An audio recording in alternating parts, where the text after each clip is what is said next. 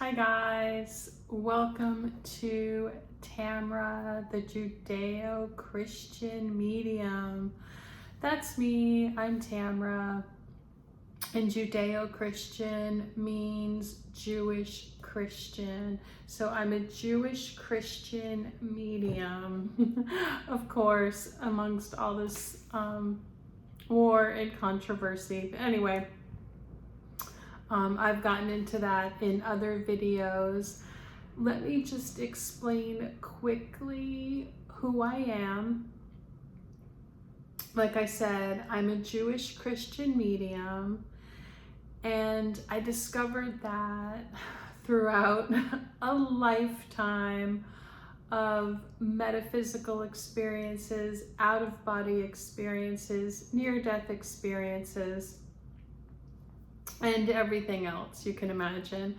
So I've made videos about some of my experiences, so you can watch that. But throughout all of that, I connected to Jesus as a child, and then I reconnected to him through some of these experiences, and he informed me that I am Jewish and Christian by DNA and by spiritual DNA. And I've explained that in other videos, and I'll try to explain it further in more videos to come. So, oh goodness, there's so much going on, you guys. Today is 9/9/24, so today is a portal, and I've been talking to Jesus and my team about that. It's, you know, they're always giving me more information, so I'll make videos on portals. I've made one video on a portal, but I'll, you know, go more into detail. So they told me today the archangels have numbers, and so today is 9/9, a 9/9 portal. It's September 9th, so we are in Virgo season, and I'm not an astrologer, but just wanted to let you all know this information. So we're in Virgo season, and it's a portal, and I'm channeling George Carlin. Hi, George. He's waiting, and he wanted me to channel him today, and he and my team told me that today is a portal, so that it would be a good day to channel him. So I had to get everything done to do this, but anyway, 9/9. So like I said, it's Virgo season. So today's portal is an opportunity, of course, to talk to your spiritual team. It's a great time to pray. A portal is a time to connect to the other side. But what they told me is that today in particular, 9/9 is the Archangel Azrael is number 9, so, which is interesting because he is very industrious, which is, he's very Virgo-like. So I'm hopefully you'll see this video, and if now is a good time to do something Virgo-like is the best way I could describe it. Do something having to do with organization. You can pray for something that has to do with organization, business, getting yourself together. It's a good time for space clearing and all that stuff. So I don't want to get too much into that because I don't want to lose sight. I have George Carlin here, and I guess he was, yes, he was very industrious. He's shaking his head, yes. He was a really hard worker. So this all makes sense. But anyway, it's just a little bit of information about today's portal. It doesn't get a lot of attention, 9/9, but we'll give it some attention because, you know, Lionsgate in August is huge. And then, you know, 11/11. But anyway. I'm in New York, so you're going to hear lots of random noises. Who knows what we'll hear today? Keep your ears open too.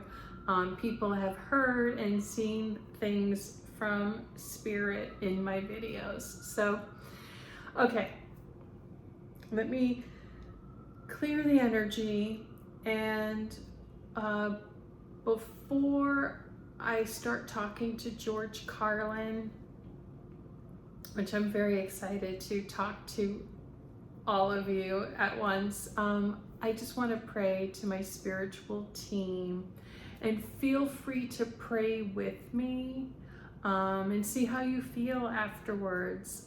So if you want to pray with me, just tune in, close your eyes, and the way that I like to pray to my spiritual team is to thank them. They've told me that gratitude is one of the highest energies. When you are expressing gratitude, because it's such a high vibrational energy coming from you, it helps them connect to you. And anything that helps the higher spiritual beings connect to you also repels negative spiritual beings. So it can seem counterintuitive, but when you're feeling down, start praying for what you're grateful for. Just start there. Okay. Anyway, I would like to thank God. God comes in through my upper right. He comes in very white. Thank you, God. Thank you for life. God connects to Jesus, who's also white, sparkly, little bit of gold and silver, and a lot of indigo. Thank you, Jesus. Thank you for peace. Jesus connects over to Mother Mary, who sits at my right hand shoulder. Thank you, Mother Mary. Thank you for comfort. Mother Mary is the same colors as Jesus. She's with a little bit of violet. Mother Mary connects over to, that was so strenuous on my part, connects over to Father Joseph, who sits at my left-hand shoulder. Thank you, Father Joseph, for stability. Father Joseph is all the same colors as Jesus and Mary. And Father Joseph connects over to Archangel Michael. Thank you, Archangel Michael. Thank you for protection. Archangel Michael has been so busy lately, guys. So busy. They all are busy, but thank you, Archangel Michael. Thank you for protection. Archangel Michael is similar colors, but mostly indigo. So Archangel Michael is reminding me as to why I'm wearing this navy t-shirt, and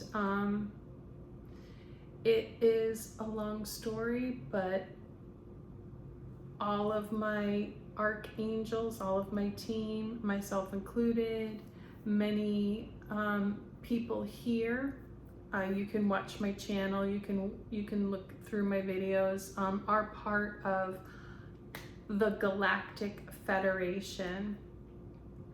So the Galactic Federation oversees the Navy, and Archangel Michael is a leader of this team in protecting, and I'll explain that more in future videos about my previous lifetimes, what the Navy means to me, what the ocean means to me. But anyway, thank you, Archangel Michael. Thank you for protection. Archangel Michael connects over to Archangel Metatron on my left. This is a small circle. Thank you, Archangel Metatron. Thank you for entertainment. He's like, why are you pointing at me? I'm trying to get serious.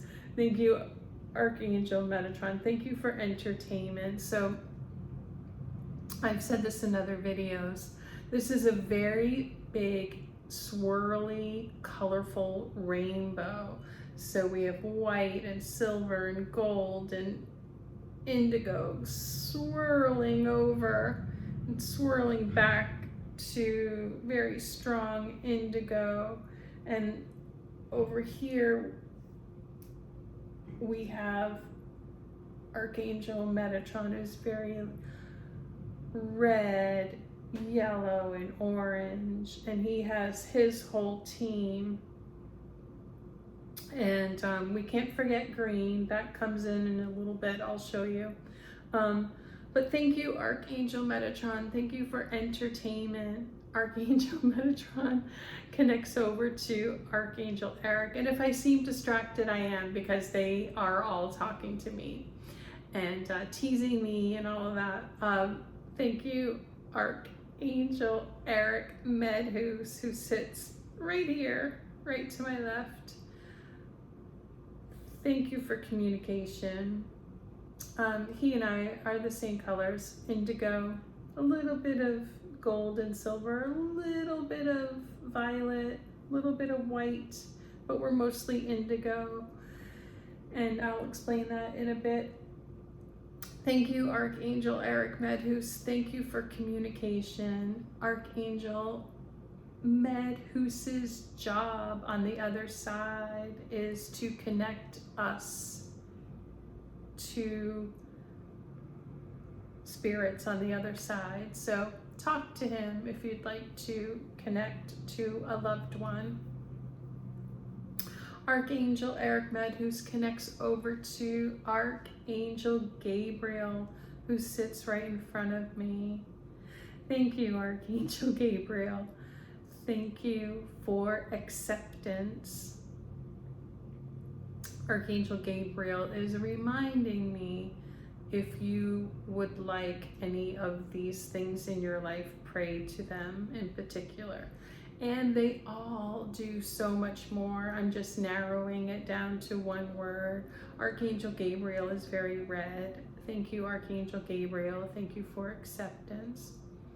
Now, just past this little circle is another circle going out. This is the original rainbow.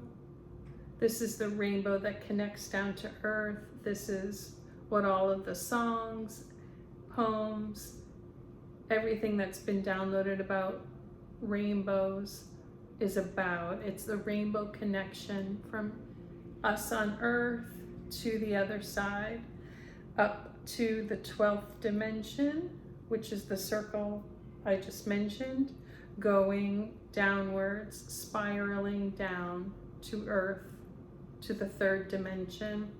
So many of you have asked about the LGBTQ plus community and how they use the rainbow. And that's a whole video for another day. And that has nothing to do with the origins of this rainbow. But we'll talk about that in another video. So Archangel Gabriel connects over to Archangel Sandalphon. So now in this circle, now we're back at the right hand side. So you can see the energy swirls down and it goes back right and it will go back left. And I just want you all to know that this whole group are the Pleiadians, the Arcturians, and the tall whites. So many of you might think, well, wait a minute, what do guardian angels have to do with so-called aliens? So just a very brief explanation. You can watch my videos that will give further explanation. You can look through, I make playlists, so I have playlists of what it means to be in each group. Anyway, this is the explanation that I was given. When God created humanity here on earth, there were already beings. So there were already Pleiadians, Arcturians, tall whites, and reptilians. So God created humanity on earth using all four of those energies to create humanity. So this whole team are Pleiadians, Arcturians, and tall whites, and they each have their section, which they each have an energy that's more pronounced. So, and is a different color. So the tall white energy is more heavily on the right, and then we go into the Pleiadian energy, and the Arcturian energy is on my left. So let's get back to the prayer. Thank you, Archangel Sandalphon. Thank you for intelligence. He said, good job. This stuff is really hard to explain. Thank you. He's very white, a little bit of like silver and gold, but very white. Thank you for intelligence. Archangel Sandalphon connects over to Archangel Raphael. Now, Archangel Raphael has a little white and silver and gold, but he's mostly violet. Now, yes, these energies are also masculine and feminine, but that's how they're coming through to me, is he's coming through as masculine. Thank you, Archangel Raphael. Thank you for healing. Archangel Raphael connects over to Archangel Azrael. And this is your day, Archangel Azrael. Thank you, Archangel Azrael, for organization. He's a very modest archangel. Thank you. He's like, not on the other side. Anyway, thank you, Archangel Azrael. Thank you for organization. Thank you for today. Thank you for giving me all the energy to get it together today. Archangel Azrael connects over to Archangel Jophiel, who's all sparkly and pretty. Thank you, Archangel Jophiel.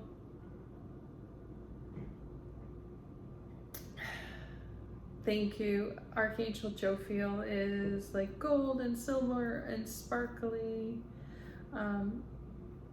She is flashing a little bit of pink, which I've never seen. Thank you, Archangel Jophiel.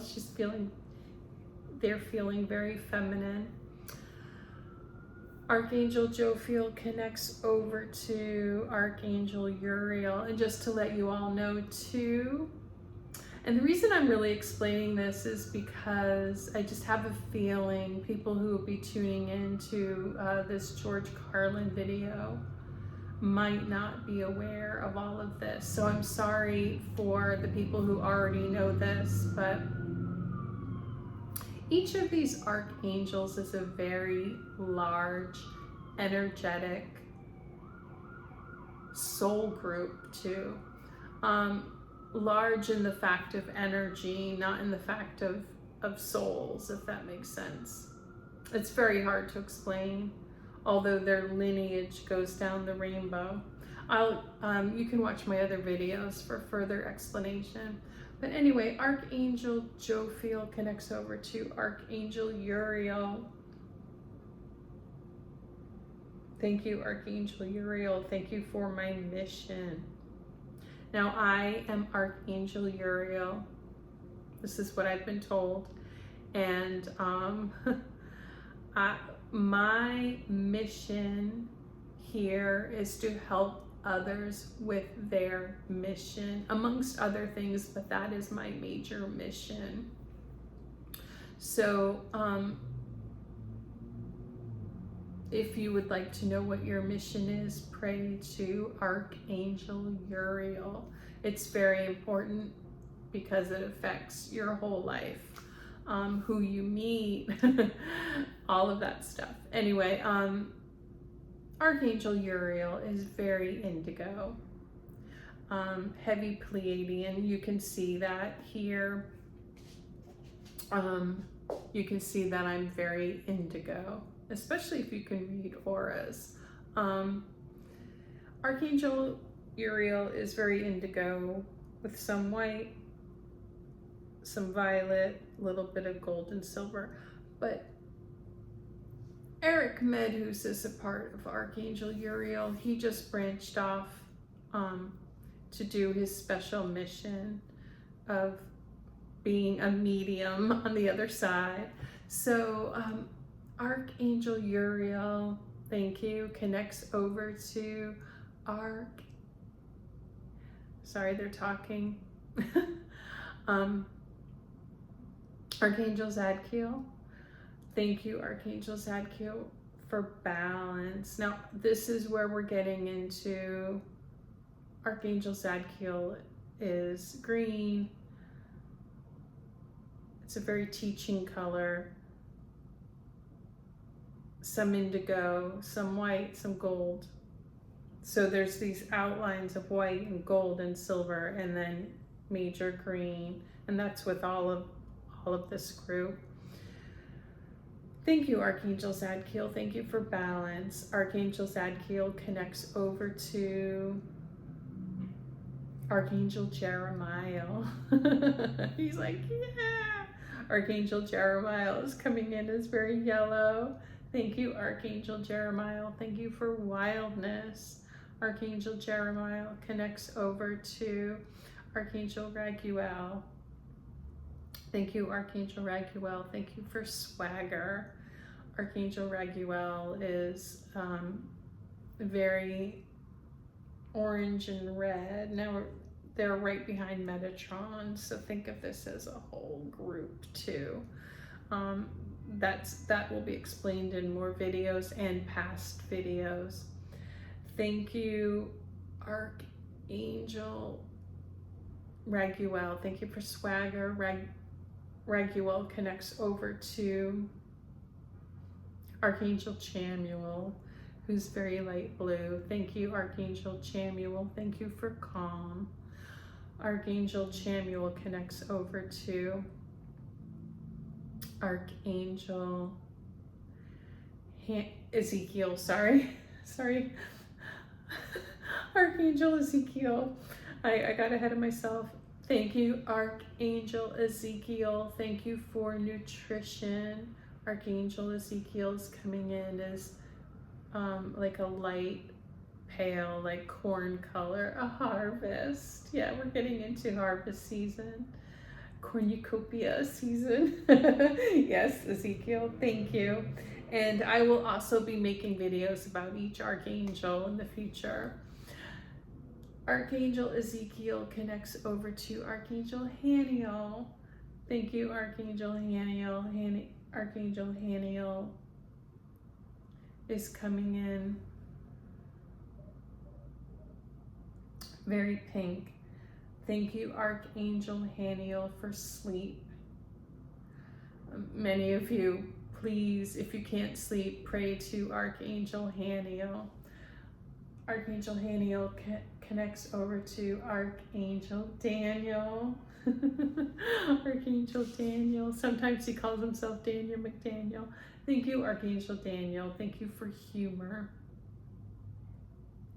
And Archangel Daniel he's very rainbow today.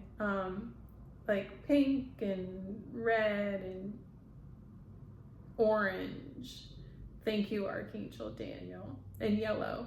Thank you for humor. Okay, so like I said, these are the Pleiadians, the Arcturians, and the Tall Whites. Thank you. They are here. And I am highly, highly charged right now.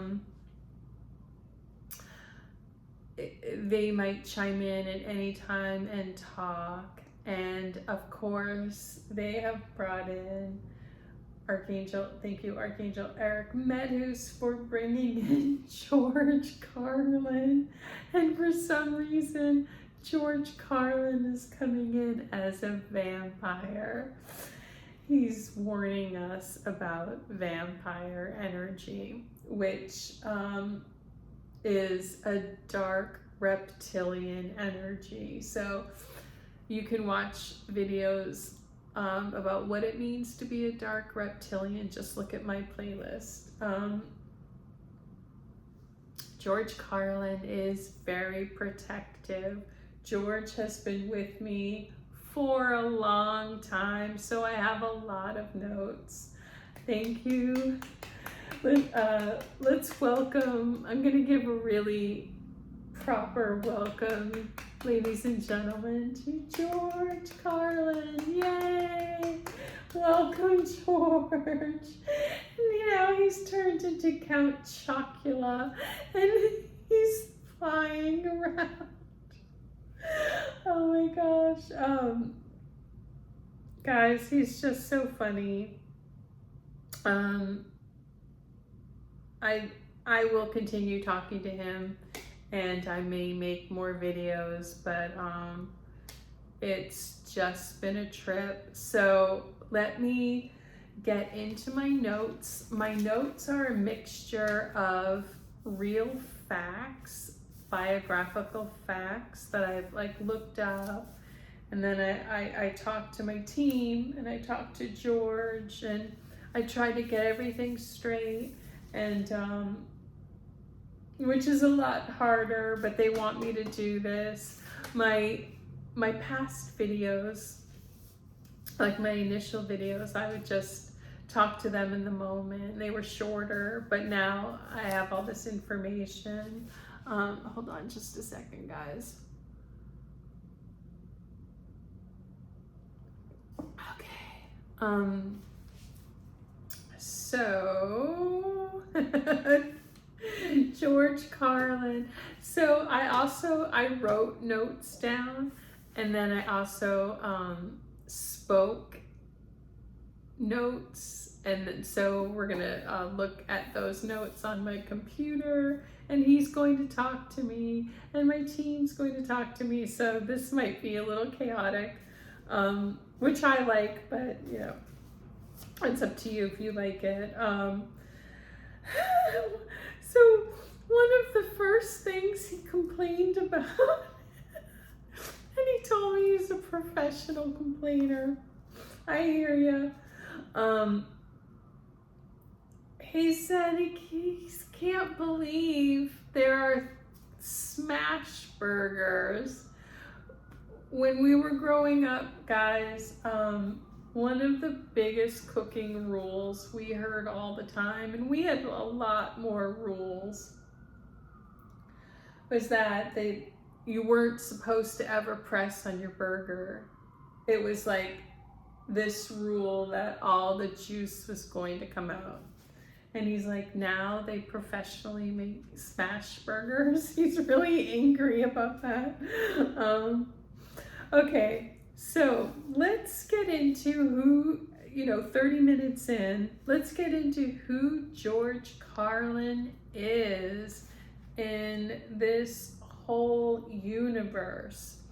George Carlin is the son of Jesus. And I was looking through my, thinking about my videos, and for the most part, they started with the very archangels, and now they're branching off to the children. And as I talk to each person, they pass the baton over to the next person who they want me to talk to. So George Carlin is the son of Jesus. He is Pleiadian, Arcturian, and tall white, which, if you have watched my videos, if you get a general understanding of what that is, you could see that. He was an INFJ, introverted, although I'm an INFJ, as was Jesus. He did not seem that way, because INFJs are the most extroverted of the introverts and connect to people, but then need to pull back to regain energy. So he was a philosopher, prophet, medium, and he downloaded a lot of messages to humanity from this group. And we'll get into his messages from the other side too, what he thought he was right about, how he felt when he passed, and all of that. But right now, let me just do some facts and figures. Very Archangel Azrael. He's like, I'm fun too. Okay. So, in addition to all of this, he was born May 12th, 1937, and he passed June 22nd, 2008. So he's born in New York.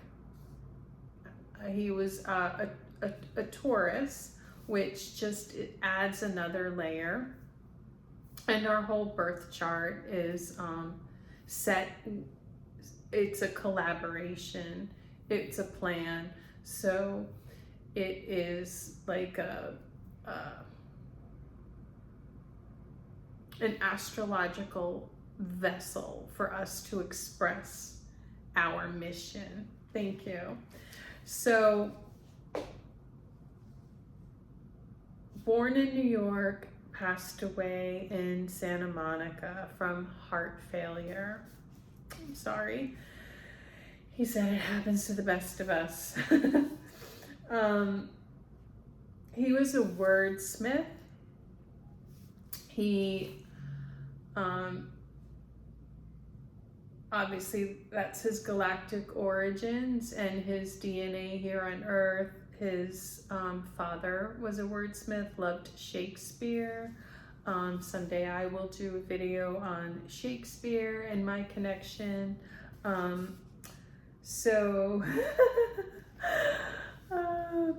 Then there's some notes mixed in. Yes. So I thought George Carlin was Jewish. So George Carlin's DNA is very Irish. And I've talked about this before. There is a Celtic galactic DNA. Now that doesn't mean as I talk about real DNA here on Earth, that would be the only DNA that is galactic. But anyway, he is from that DNA, the Celtic DNA that is also galactic. So, but to let you all know, archangels can come through in many different DNA bloodlines. So he came through, and one of his big missions, besides everything I mentioned, was to break the generational curse that was going on in his family. Some negativity was starting to get passed down. He chose to come in and help try to fix that. It's a very common, not only archangel, but galactic mission. So he fulfilled that mission. So the reason we brought up Jewish is obviously Jesus had that lifetime of being Jewish, as well as I have had many lifetimes, and many lifetimes with Jesus where I was Jewish. So George Carlin's, and I'm sure many of you could see this, his spiritual DNA is Jewish, but he's Jewish, and when he was here, so he had that, but he was Irish. So he's like, I'm a Celtic Jew. So that's what I am. And I'm just gonna have to make more videos explaining all of this. Obviously I get it, I've been talking to them, but oh my God, I said something sort of dark and funny the other day, and I almost said to someone, and I'm glad I didn't because they think I was cuckoo, like I almost said, like, I'm Jewish and Irish, you know, what do you expect? But anyway, so George Carlin was a stand-up comedian, a social critic, an actor. One of my favorite movies he was in was Prince of Tides. He said I left him after the 80s. I didn't mean to. I was a big fan, and then, you know, I got busy. Sorry. Oh, just a little bit too about him. He had ADHD, which he didn't know until he passed, and he was on the autistic spectrum. So in hindsight, I think all of us could see that. And to let you all know, this whole group swirling down, the Arcturians, Pleiadians, and tall whites are somewhere on the spectrum of autism and ADHD and other various what are considered by reptilians, neurotypicals, and dark reptilians to be disorders. This team doesn't consider themselves to be disordered. Anyway, so he has been dubbed, so this is back on Earth, as in his lifetime, as the Dean of Counterculture. He did dark comedy, politics, and language, psychology, religion, taboo subjects, free speech with his 7 bad words. Hard to think of that now, that would be a thing. Hold on just a second.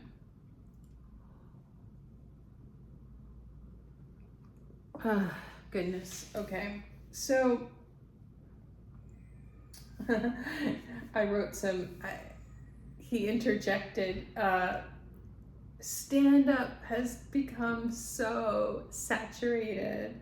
He said, stop, please. stop doing stand-up unless people have told you your whole life, not just when you were drunk and in college, but your whole life, that you're funny. Someone should have said to you at least once, "That's the funniest thing I've ever heard." Now, he's like, I might sound like a jerk, so I'm telling you what he's saying, but if we've got so many people in the arts who don't belong there, he said, at least in stand-up, there are people who just, who might be in sitcoms or commercials or something like that, who need to have a sense of humor. But he's saying, because of the saturation of stand-up and the politics of stand-up, it's just making it harder for people whose mission is to do stand-up, which is a very rare mission. Okay. I have to say what he said. He said, "Stop. You're not funny. You're not cool. And you're not smart." I'm sorry. I'm sorry. He said, but he's talking to people who deserve the insult, because a lot of these people steal other comedians' material. They steal their spots. They steal, they're better at politics. So if this continues, and they're just going to prevent people whose mission it is to stand up.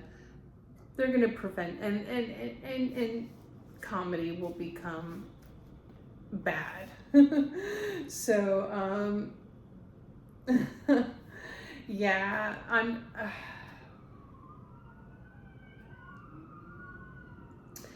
he and I started talking about, and he had me, this whole team has had me look to see people who have used my words. I used to just write whatever I was feeling on Facebook, and hacks. A hack is someone who uses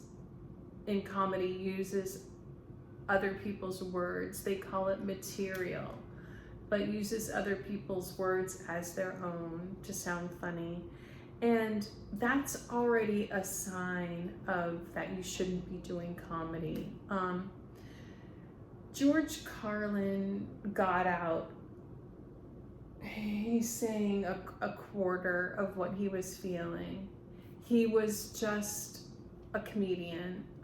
He didn't have to put jokes together and, cobble things together and come up with joke writing techniques. So, he's saying, yeah, it's just very hard to explain, but all of these, he's saying it's just a way of being. Like, we've labeled it, a talent,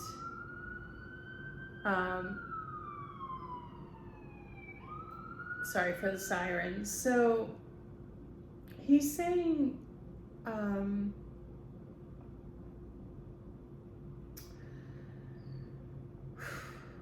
reptilians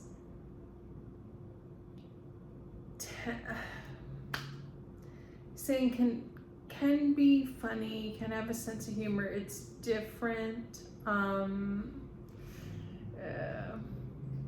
this is very dicey because reptilians have their place in the humor world, but oftentimes, and not just reptilians, like other starseeds can get insecure and steal material.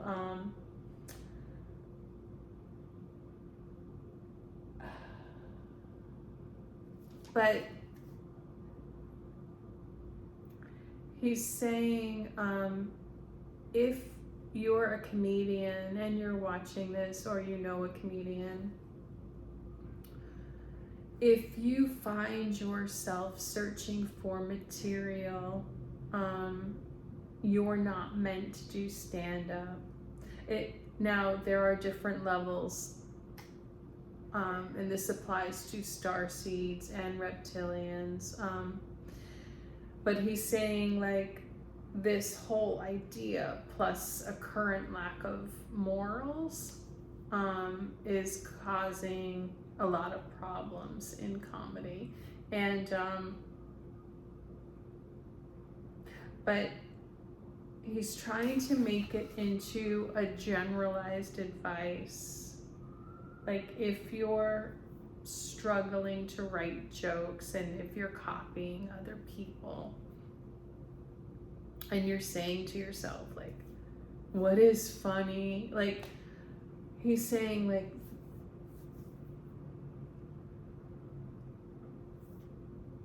maybe stand-up is not your thing.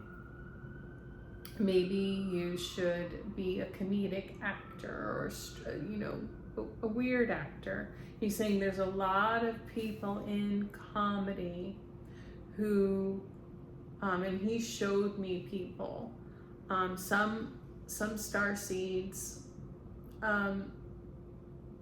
who are spending a lot of time doing stand-up, and they should be doing comedic acting. So that is the message there.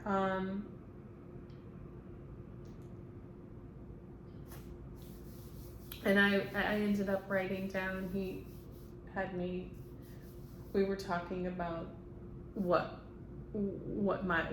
words were stolen from me, but I'm not going to get into that because that would be more about me. I want to keep talking about him.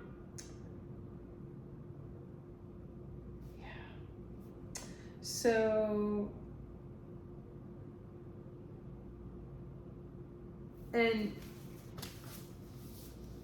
this team knows how short life is. And so I know his message sounds harsh. Some of my messages have sounded harsh, but we all are here for a mission. And he doesn't want to see, he got to fulfill his mission. He missed a couple of things he was supposed to do, but he doesn't want people to miss out on that. So he's saying social media is really bad for people, corporations even stealing other people's words. You know, we've seen it for years with songs, and, you know, now this is happening. So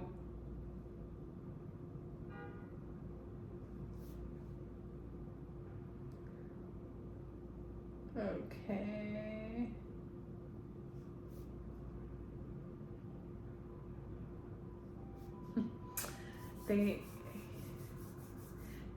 The people that I've channeled do this, the spirits that I've channeled, as George and I are talking, it's already written here, so that's why I'm just reading it. I'm like, oh, we just said that, so thank you.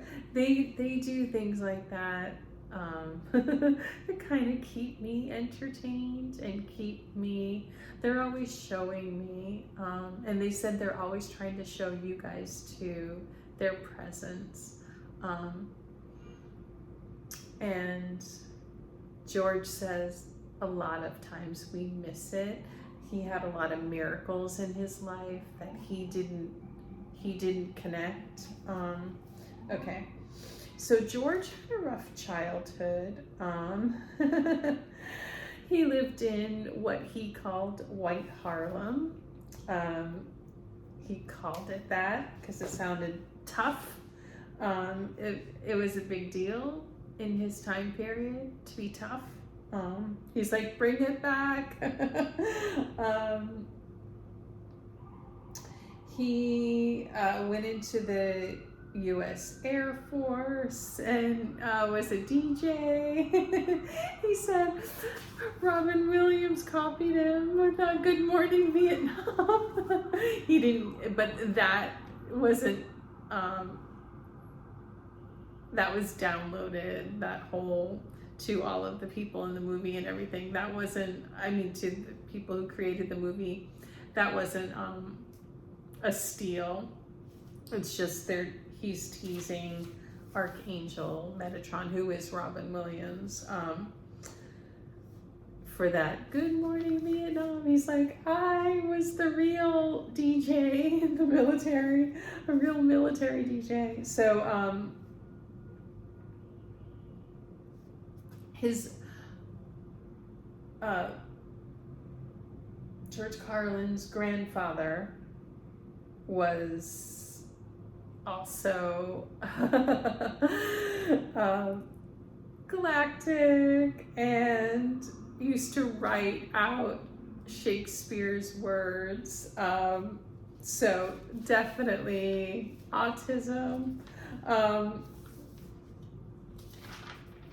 But it was passed down through the DNA. So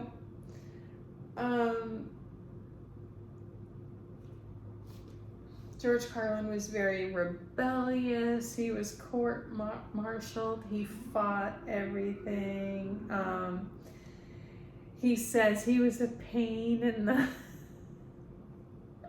you know what, he regrets some things he fought over, fighting with police about IDs. Like he did come here to make waves, to challenge the FCC in a way. He says it's gotten out of control because of the shamelessness of culture, but he challenged the FCC because he wanted on the radio, which was big then, and in movies and on TV, he wanted people to speak in a real way. He regrets launching any energy that would go towards nowadays people being shameless, vulgar, swearing every other word to sound cool, and also because they have a limited vocabulary. That was not his goal. But I've said this before and I'll say it again. You know, many galactic beings, many souls come here they have a mission, or reptilians have a life path to do something, and it can start out positive, and dark reptilian energy just will glom onto it and then make it negative, which is why he's saying shades of gray, which is why life is shades of gray. Why we talked about the rainbow having one meaning, then another. And he's showing me right now, they've got my body going back and forth, showing me this pendulum that swings, it goes from one extreme to the other. What I wrote here is different than what he just said. I wrote, I fought for the 7 dirty words. Now I regret it. I have all these exclamation points. He's like, you're all trash. You're all trash. He said, stop being trashy. And that's coming from him. He, people thought he was so edgy. No, he's coming through from the other side saying, stop being so trashy. And he was arrested 7 times, which he said, how biblical. He's laughing. He had 3 heart attacks. He said that's from just a lifetime of stress and substances. And he said illegal substances. He's not proud of that. He's not promoting that, guys. Weaknesses that starseeds have had, anyone has had,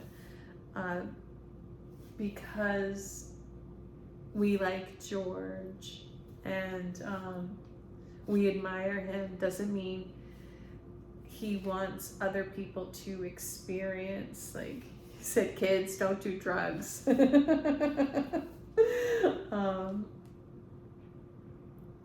So I wrote a place for my stuff because I was thinking about, he asked me to, like, what were the routines I did that you really liked, and I really loved that one. I think I was in high school when that came out, a place for my stuff. What I really liked about that, and what I got, and what he was trying to convey with that is, like, when something is ours, it's precious. He said when something is ours, we call it stuff. But then when other people refer to it, at least back then, they would say, move your SHIT. And he said that's been human nature down here on Earth. And he says it's very disrespectful. So that was his point with that joke. He did many HBO specials. You can look up many movies. He performed a lot in Vegas. He made dark things funny. He talked about natural disasters, cannibalism, genocide, human sacrifice, civil liberties. I hope I can even say this on this channel. And he didn't realize it at the time, but now he knows. He was really honing in, trying to shed light on dark reptilian energy, which is all of what I just said. And he was freaked out by these topics, and so that's why he tried to shed light on them. And he wanted to say, well, he's actually saying it now. I don't have this in the notes. It's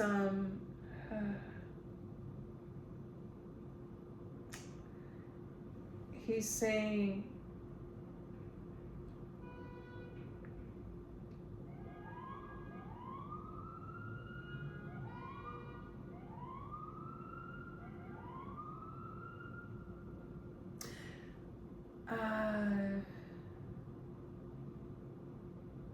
comedy was just him.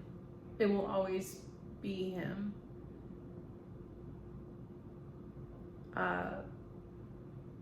He doesn't like when people say it's a defense mechanism, even though he was coming through with all of these dark subjects. It's just dark comedy, and some darkness. Like, he wasn't always funny, he was also dark. Like, not him, he himself wasn't dark. He wasn't hooked into the dark reptilian energy of like hurting others. But he was interested in dark subjects. He had a dark sense of humor. It's hard. I'm understanding him, but I'm trying to like translate it. It's like he didn't like the analysis.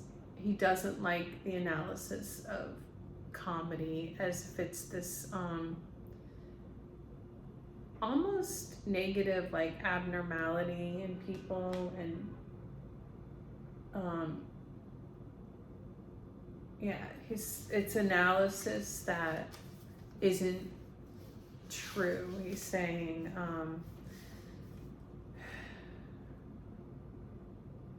he said people are very threatened by funny people, and so then they have to find these he said psychobabble ways of, thank you, explaining it. Okay, let's move on. Okay, got serious in the notes here. He said many people have turned a blind eye to human sacrifice. Now he's connecting his energy to this whole galactic federation, and their mission is to help humanity, protect humanity. I've come through with messages from them.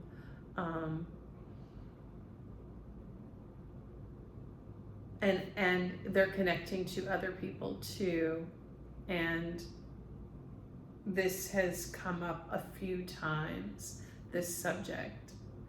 He said we're getting around as a society to even hearing about these crazy subjects that we can't imagine, but we have to, because they're happening to people. There are dark reptilian people in the world that are, and it took me a long time of them telling me and showing me, having me find information that this is actually happening and has happened. Things like human, all the things that I said. So he'd like you all to look into that. I'll make future videos about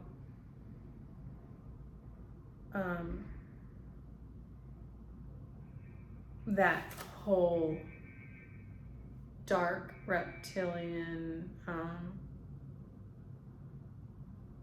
dark worship that they do.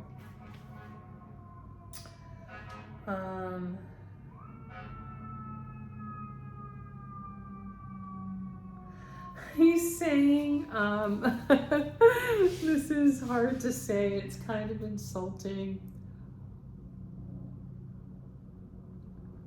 This is from the notes. He said, a lot of boring, cranky, old reptilian men from my generation. So,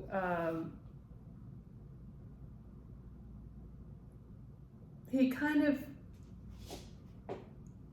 I guess, he was kind of a hero of the baby boomers, but they adopted the same style, the ponytail, and the same clothes and things.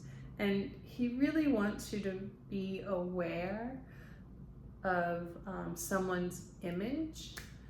We all have an image, and he said, some of those guys, what is he saying? They talked the talk but didn't walk the walk. Like, they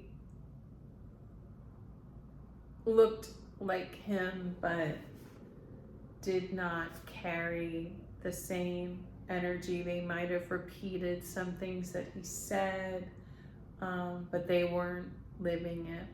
And he finds that sad because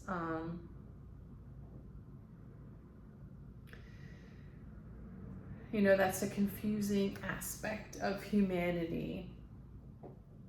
And he said the only way that you can combat that is to really pay attention to people, and how you do that is getting to know them slowly over time.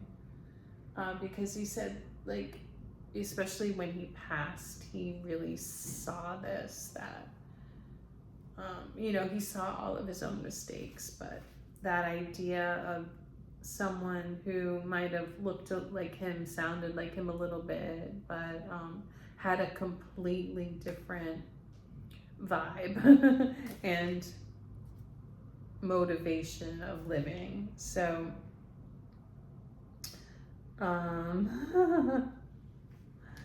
yeah, we talked about a personal story of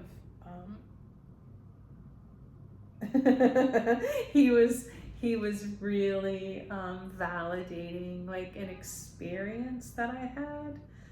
He's saying I can say it. So it was like the first off-Broadway play that I did, and it won the Jean Darley-Impel Award for Best Director, and which means like we did a good job. There was only 4 of us in the play, and the 3 older dudes, the director, the owner of the theater, and the writer of the play, they just shamelessly went to Sardi's, which is a famous restaurant here in New York where, actors would go, and definitely after getting awards. So they did that, that's tradition. But they didn't invite the other 3 of us who were in the play, who made the play, because the director was in the play, and he actually struggled the most out of all 4 of us, and he like barely knew all of his lines and all of that, but he did all right because he was kind of playing like himself. But anyway, they just shamelessly went to Sardi's, and this is when Facebook was big, or I was on Facebook. I'm sure it's still big. So I was advised during the pandemic from Jesus to get off of that platform. So anyway, they just over and over and over were posting them being at Sardi's with the award, and just never thought that the other 3 of us who were in the play, who worked hard and made the play receive the award,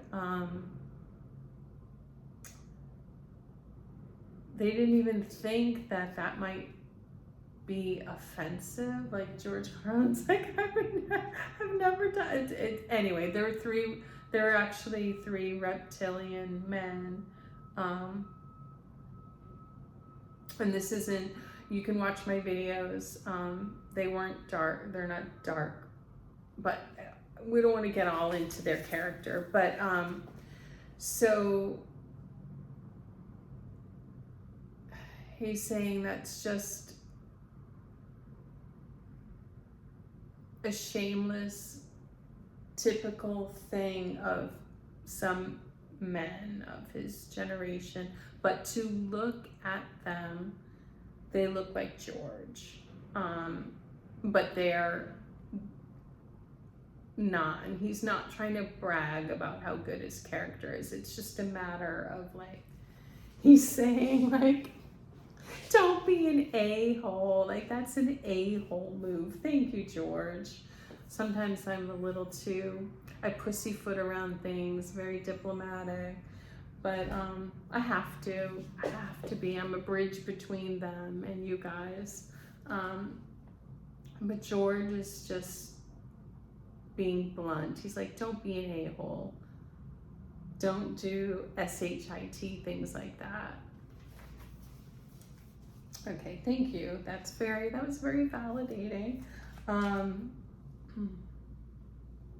So George married twice.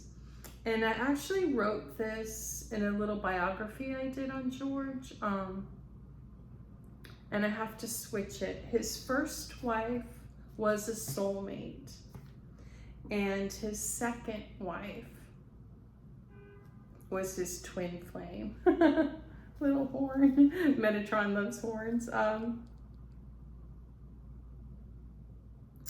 So his first wife, Brenda Hosbrook, was a soulmate of his who he loved very much. And his second wife, Sally Wade, was his twin flame. So,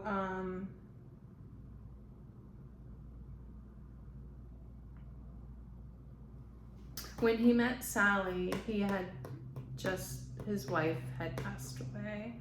And he actually told Sally, you know, I need like a year to recover from this. And so I will get in touch with you. And she didn't think she'd hear from him. He said she thought it was BS. I'm so diplomatic. Sorry, I need to really say what he's saying. But he did, and he's sending this message out to more of the feminine energy, whether you're male or female, that be patient. Not like he wasn't expecting Sally to not date and stuff like that, but the fact that she just said okay and didn't, you know, pursue him, respected him. He said, you know, it's about respect, like, and that really also turned him on. His words. He's saying it really turned him on that she respected his privacy, his space, and then also respected what he said and went out with him again and didn't hold it against him. Wasn't a bitch about it. And he said, just absorb that if you want to be with someone who is respectable, he's saying it's so hard for him to say that because like his character when he was here, but he was respectable. He treated people well. And he's saying like, if you would like to be with someone like that, be like that yourself. And okay, this is a big message that, and this is something when I did personal readings and a lot of emails and questions that I get is like how to connect to your twin flame, or at least a soulmate. And he's saying that even so, if you are galactic and you have soulmates and a twin flame, he's saying you actually have like a smaller dating pool than reptilians, because reptilians make 50% of the population, but they have more dating options, and I'll explain that at another time. It's very complicated, but as a starseed, he's saying that even though you may meet a twin flame or a soulmate, you can ruin it. You can ruin it by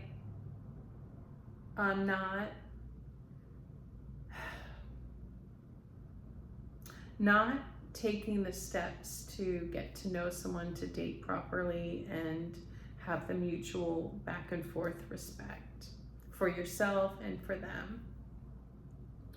And he doesn't want to get too into it. I'll make more videos about this, but that he's saying that's enough for now. Let's move on.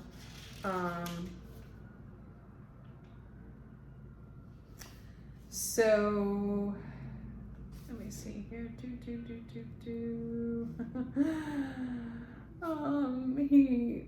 He is saying again, please don't do substances. He said when he crossed, he realized doing that was so mean to himself.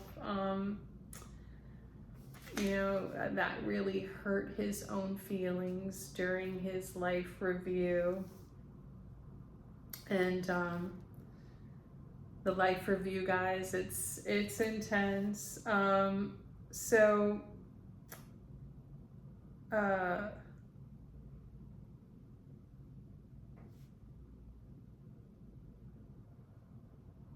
The dark reptilian energy he said, just loved it. George, as with many galactic beings when he was here, he's the son of Jesus. So he also had the mission of, breaking generational curses in his family, but he had a target on his back. And I've said this with other people I've read for, but obviously the son of Jesus. So he was very targeted by the dark reptilian energy to do substances. And Jesus has, each of our lineages has their challenges. And that's a challenge in that lineage is substances, feeling good, feeling groovy.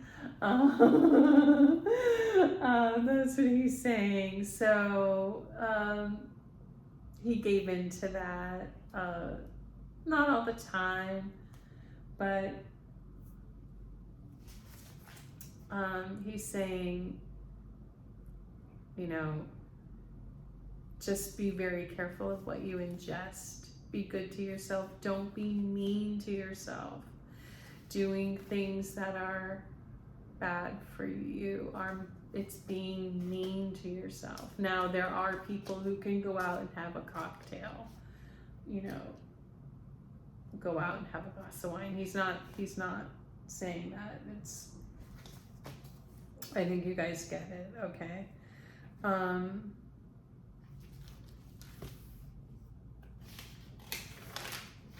Okay. So, yes, he famously had no funeral. And his way of being, like what he asked for, he said it's very Irish. He wanted his family just to remember him and talk about him. He's saying it's so crazy how people don't talk about people who have passed. Like he said, talk about us. Talk about your loved ones who have passed. Bring up stories, good stories of good times at family events. That's the best, one of the best ways you can honor your ancestors. Bring them up, remember them, talk about them. They're still around. They're protecting you. You know, we're the ones who, I'm saying humans are the ones who make it seem like the person has just disappeared. They haven't disappeared. They're not sitting there like wanting you to talk about them. They want the connection.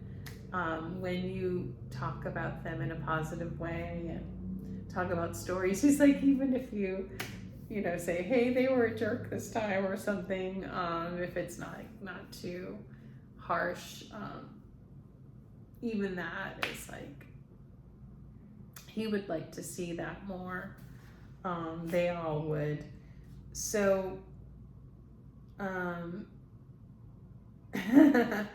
he's giving advice about passing away.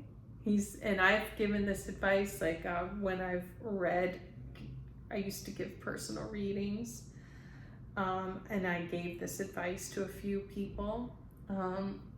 Make a will, make a will, make a will, make a will. But that came through from him, make a will.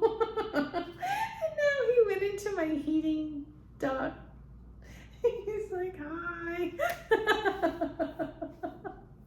he's putting out like some smoke, like for special, like he's pretending as like special effects.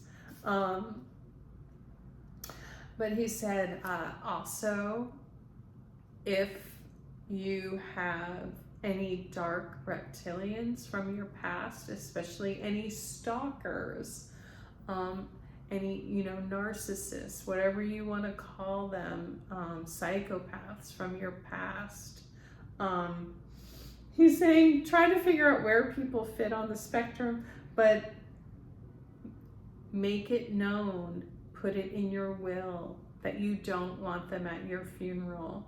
He only wanted his wife and his daughter at his funeral, so make it known.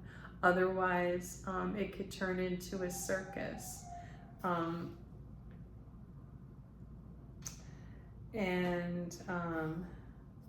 this is so funny. It's just what we talked about. Yeah.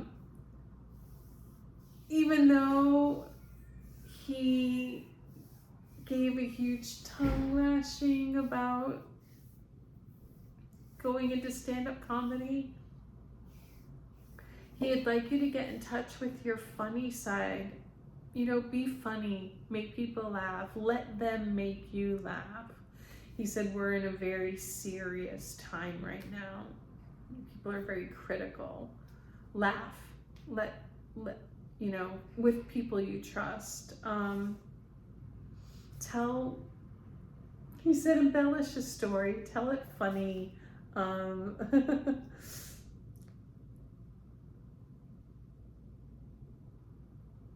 One of the sad things he learned on the other side was sometimes how little people mean, like how do I put it, because he's going from specific to general. You will see, they'll show you people you spent, not everybody, but some people spent time with, a lot of time with people who didn't care about them. And that's very hard during your life review. He saw like some people he spent energy on that didn't actually care about him. So there's that. But he said he wrote this down. I wrote what he said. He said, I was so lucky. Find your people. Life is hard. He said it's really hard if you're not with your people. It's just extra hard. Okay, let me open up my computer because I also, talked to him. So there's more messages. I can barely lift the lightest laptop. Story for another day. Okay.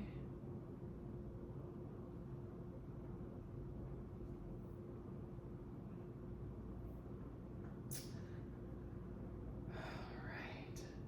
Let me just find these notes.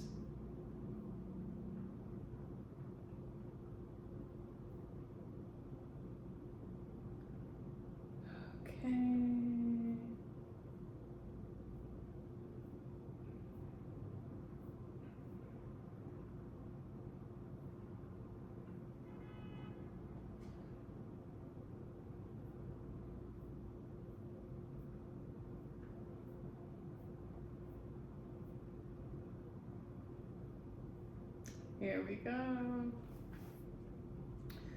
Okay. Now we got out of the biography section. These are just things that George said to me that I just, I talked into notes. So he said, there was an expression growing up, sticks and stones can break your bones, but words will never hurt you. He'd like to change that to sticks and stones can break your bones, but words will forever hurt you. He was into words. Words can forever hurt you. Watch your words, guys. It's funny that he was saying have a sense of humor, which requires being relaxed, but also watch your words. Watch when you do your life review, you will feel the pain that you caused others with your harsh words. Okay, so he got into his passing. He said, when he passed, it's kind of funny that we're an hour and a half in, because it seems like this is what I should have said right off the bat, George Carlin passed and this is how his passing went. But anyway, this is how it's going. He said, when I passed, I'll use your words, when I died, I was like, holy SHIT, when he found out who he was, the Son of Jesus. And he said this to me, I always knew I was special. I didn't know I was that special. So yeah, he also, one of the first things he wanted to tell humanity was, I was wrong. There is a God. There is Jesus. Because he said he really struggled with that because of his logic. And there's just random things. He's making fun of, he made fun a lot to me, he was just randomly saying things to me of things he's noticing. A big thing he said is, with the younger generation. Now, this has always happened. Younger generations want to make their mark. But he's saying these younger generations in particular are trying to really reinvent the wheel, but right in front of people who know, like, no, this is not right. Anyway, an example he made of that, he said vanilla, he saw this thing called vanilla sugar butter, like as a spread for bread. He said, what, it's frosting. You're trying to give people frosting with their bread and not call it frosting. And that was like a big thing of his. And he's saying words are like a spell. And he talked about how words just deceive. And yeah, he used to talk about how they, corporations and advertising, and he's saying now just everyday people are trying to constantly change the meanings of words and hypnotize people, put them under a spell. And he's asking that you listen very carefully, because a lot of people are not understanding this, like how they're changing descriptions for frosting or for, he said, leftovers, like calling it meal prepping as if it's something brand new. He's saying, I didn't effing like leftovers. Many of you don't. Don't let someone talk you into making the same meal and eating it every day for a week and calling it meal prep. He's saying a lot of these things too are hypnotizing people into an actually like lesser way of life. And all these like expressions like women are you go girl and you're so tough and da-da-da. You're actually asking to be a warrior, which is asking for war, asking for trouble, asking, to do more. He's just saying, be very careful.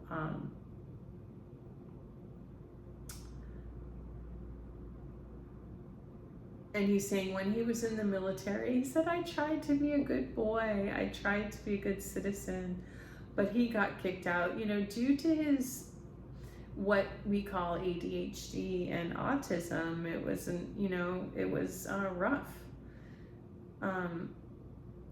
He said they would call it oppositional disorder now. And we talked about this, like, but he said basically he was being an a-hole, not following the rules, and it's because he was not fulfilling his mission. His spirit knew he was meant to do something else. So let that be a lesson too, that, if you are in an atmosphere and you're not doing well and, you're just, he said, making fun of everything in that atmosphere and just not following any of the rules, not respecting what you're doing, it's probably not your mission. Oh, thank you. You're helping me out. Yeah, so, hold on, I need a drink.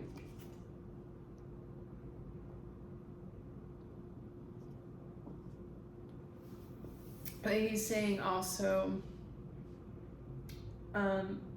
many people of this time should work in an office. Not, if you think you have galactic origins and autism, ADHD, that wouldn't be the right place for you. But he said now, because of that idea circulating, that many people, especially reptilians, are supposed to work in an office. Like, it gives them a job that they're good at and benefits and stuff like that. So he's saying, of course, the pendulum is swinging too far. Let me see here.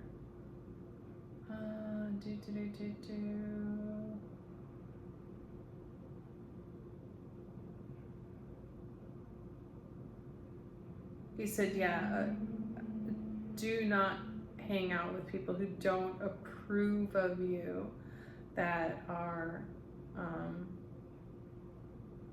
generally means that, like,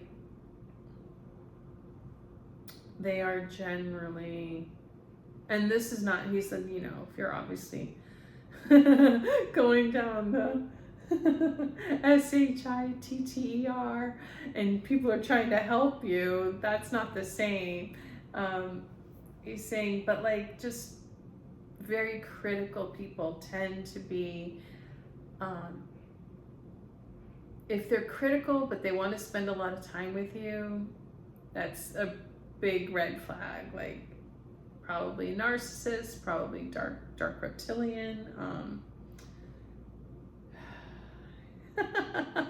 He says that he misses being angry. They're very light over there. He said we're all love and light. He's gonna come back though. He said he would have a field day doing comedy right now. He said with the younger generation, he says how they're over, a lot of them, not everyone, they're over. He said, when you do comedy, you can just say it, like, exaggerate. He said the younger generation is overvaluing their work, their efforts and themselves, like, especially in the workplace. And he says that this is something that older people are going to have to be aware of. This younger generation came up with this whole marketing and, you know, like marketing yourself and getting paid fair trade. He says fair trade goes both ways. So he had me notice, like, TaskRabbit, be very careful. A lot of these young kids are trying to act like corporations, and, you know, like, if they clean for you or do your laundry, they're adding in like all these like surcharges and stuff. And he's saying like it's out of control, and older people, or at least anybody relying on any service, be very aware and don't, he's saying it's not that you have to attack people who are unscrupulous, unfair, but just don't use their services. Don't reward their bad behavior. And he's really making a warning that people are very intense right now, entitled. These are the negative aspects of people, but that's him. That intense, entitled, and he's saying more dangerous than you think. Some of you are seeing it, but be very careful with confrontation. People are very triggered right now. He said trigger happy, overly sensitive in the wrong areas. So you don't have to be the one to say, like, you know, when he said when he was coming up, you could say to someone like, hey, you cheated someone out of this, and maybe you'd have like a fist fight. But he's saying nowadays it's so dangerous that you don't have to be the one to speak speak out that way. Choose your battles very wisely, but don't reward the unfair business practices. He's saying it's impossible. It is impossible these days not to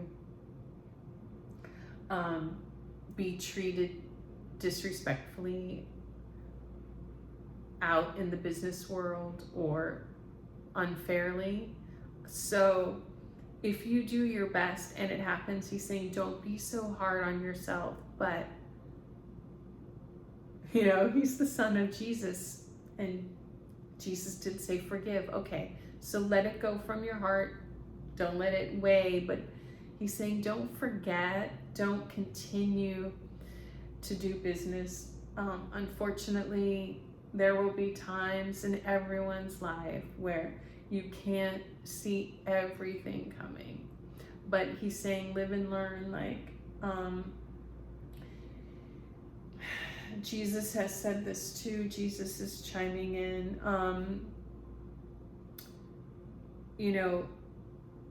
In his time, when he said turn the other cheek, he meant like for people you care about, and don't constantly meet aggression with aggression. And if someone you care about is angry, don't match their anger. But he doesn't like how they don't like how people have made this into a let people take advantage of you passage. That's not what that, no.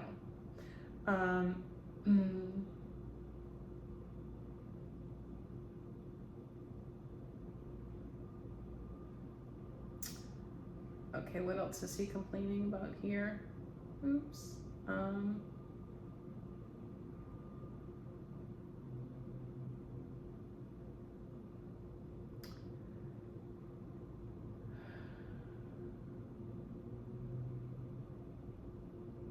Yeah, he's saying even teenagers are shaking people down, overcharging them for services.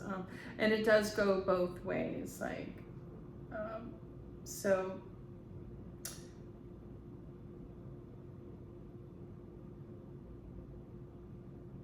he wants to make an emphasis on everybody learning the same language in order to do trade, like learning English.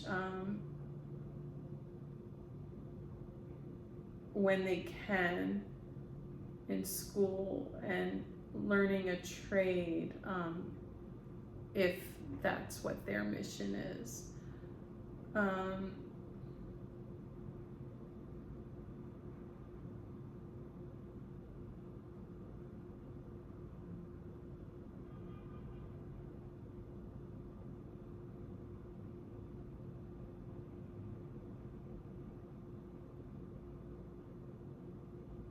Oh, so he's talking about people burying their head in the sand, like in our crime-ridden cities, like they're not admitting what's going on. He said people are coming around, but he said it is very dangerous that many people left cities or leave on weekends, don't go out after dark. I was advised to do all of these things, but at the same time will not talk about it. He's saying that's very invalidating to people who don't have that ability. And you can watch my predictions. They started giving me or having me do predictions since I think it was like 2020, and all the stuff that has happened are in those prediction videos. I talked about it. I was told, where to move to, how to be safe, going back to the Jewish roots, staying in these traditional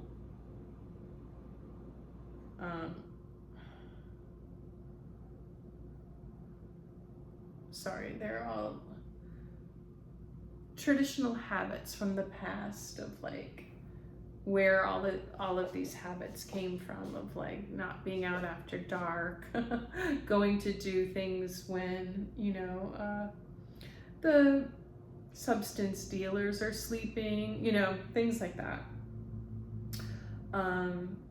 So it's okay to protect yourself, but he's saying it's not okay to see what's going on, protect yourself, and then invalidate other people's experience, okay? So, he said it was really embarrassing when he passed. He's like, you know, he was met by his father and the team, and he's like, there is a God. He said how embarrassing for him. Okay. Sorry, I'm going from very big things to like, he made little comments about things that people say now, like he really thinks price point, like why add point to it?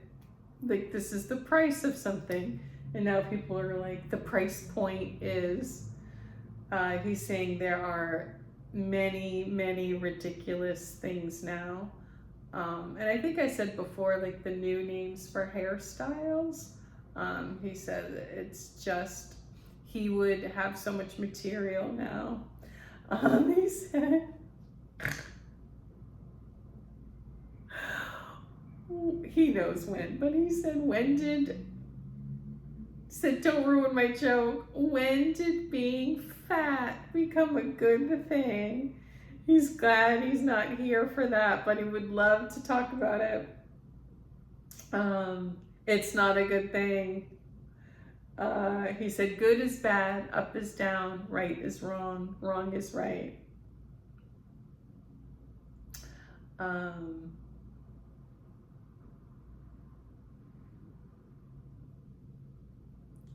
And he said the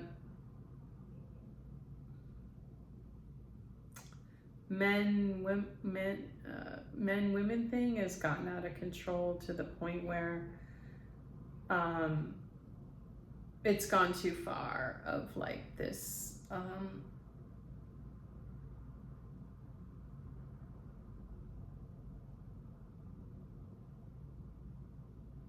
the femininity of the masculine, masculinization of women, like, you know, if it's gotten to the point where he said like people are not even knowing how to take care of themselves.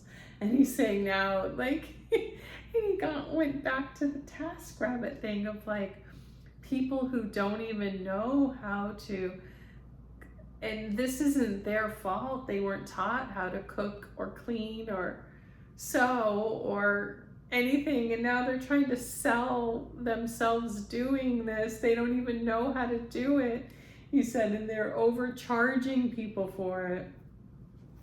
He wishes he was here to talk about this stuff.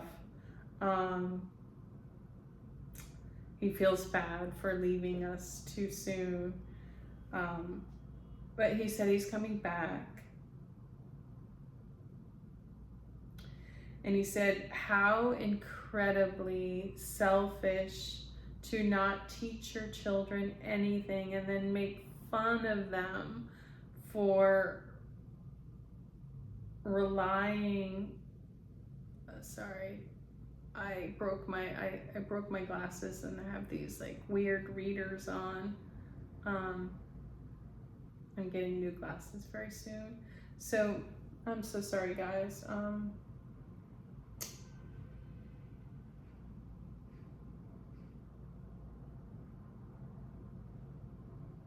Oh yeah, he's saying that's a big movement of not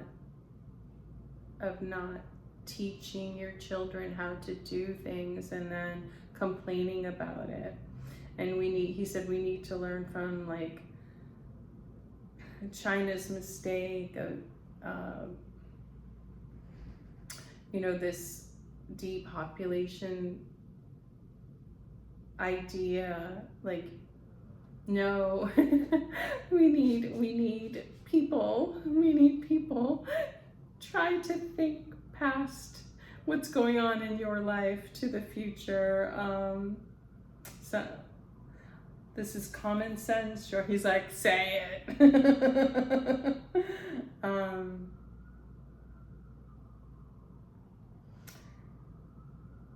And yeah, he's saying it's a generational curse of late is people actually not wanting their children to do better than them. He's saying that's a big tragedy, a big no-no. You will not, that's not good. This is I can't believe you're making me say this.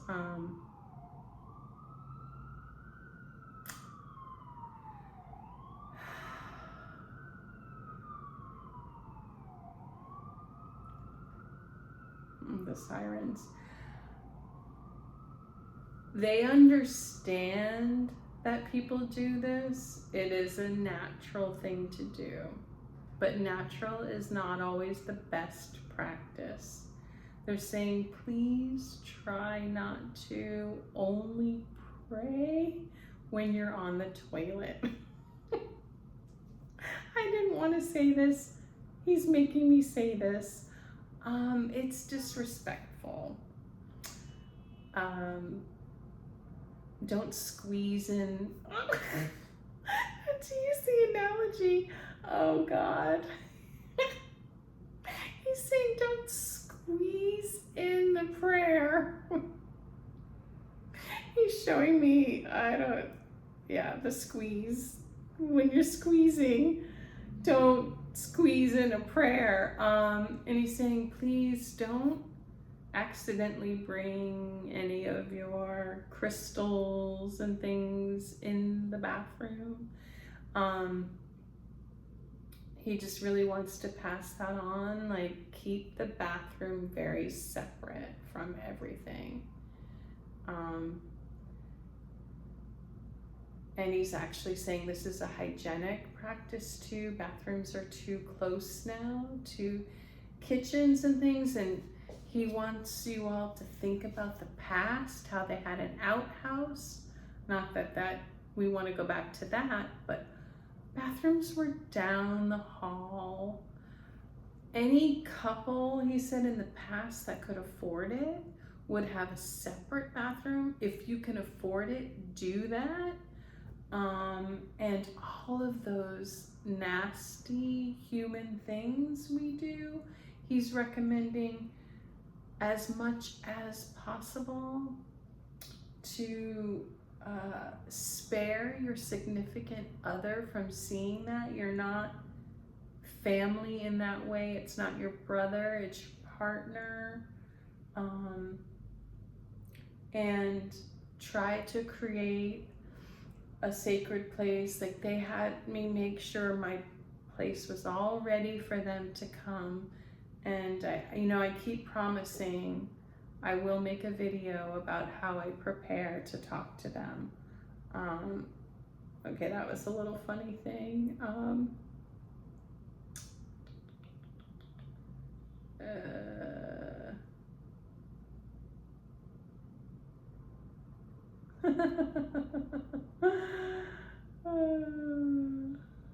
Oh, he got really into it.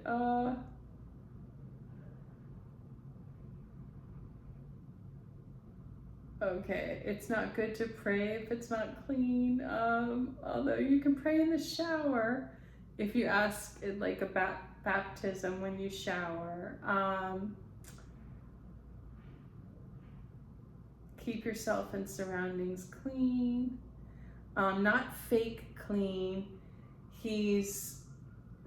They've all said this to me too, a warning about the toxicity, and I'll do a video on Archangel Ezekiel and Raphael, the toxicity of all of these air fresheners and cleaning products and Febreze and things like that that try to cover up toxic odors. He said that's become a big thing. Instead of cleaning, just spraying.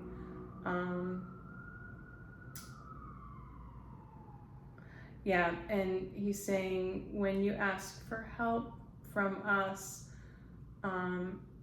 understand that you might have to meet us halfway. You might have to do something. He said, oftentimes it's just not within our control to have things show up at your doorstep, because he said you need to leave the house sometimes and you have to do something. He said, we're not UPS, we're not Amazon, we need you to come pick it up, because of free will. Oftentimes you're not putting yourself in the right place. He said I could say it, for your blessings. And he rolled his eyes at blessings, for your, what you want for your mission.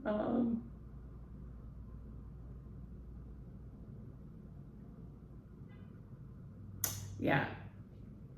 He went back to the, and he's talking about it now,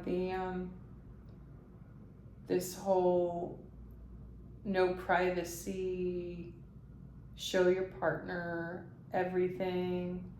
And this is going to sound controversial, but this is him. He's saying, like, nobody but your doctor should see, even your husband, wife, whatever. I'm saying that. He's saying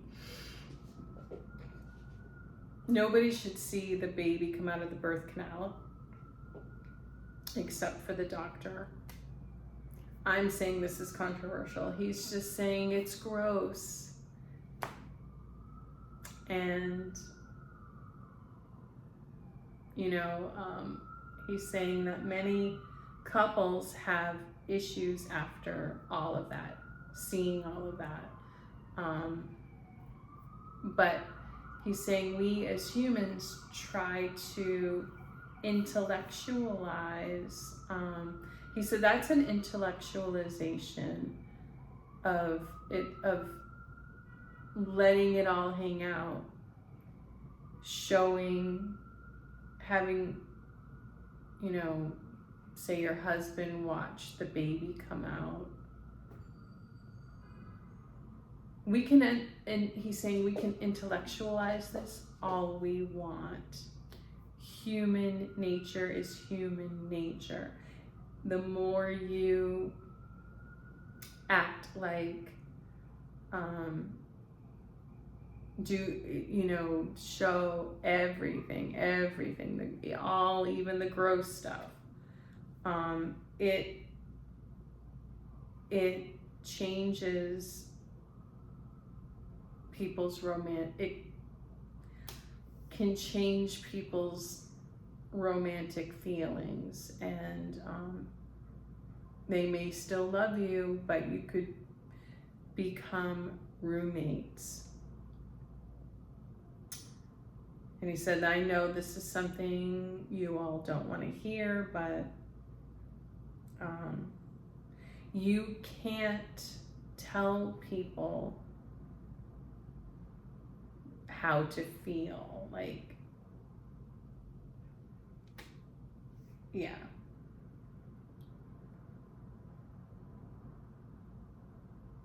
Try to keep all of that to a minimum as much as you can. And he's saying he knows it's work, but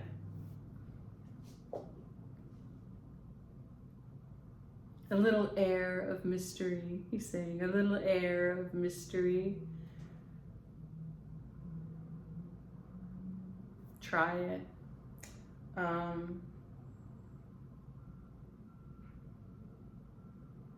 Yeah, it sounds, yeah. I'm being diplomatic because it's more, well, he's saying we're arguing right now because it sounds like it's more of a message to women, but he's saying no, like a message to men to not to, have too much like bodily odors or make other people experience that, the gas and all of that. And with the women, just, he's saying your partner is not your best girlfriend. He's saying, he's got his finger out. Do not make your partner hold your purse. He's not your bestie. He's not your bestie. And you can ignore this. You can fight with George if you want. But when you are getting a divorce, men and women, he's saying, I don't care. I don't care if you're straight or part of the LGBTQ rainbow crowd, whatever. You're not immune. Don't be gross. I think I've given this message out before this too. This is coming from George. Like, he's like, don't be gross. In the moment it might feel good, like, oh, I'm just gonna let it all hang out. And he's saying it's really bad for attraction. Bring back some romance, some mystery.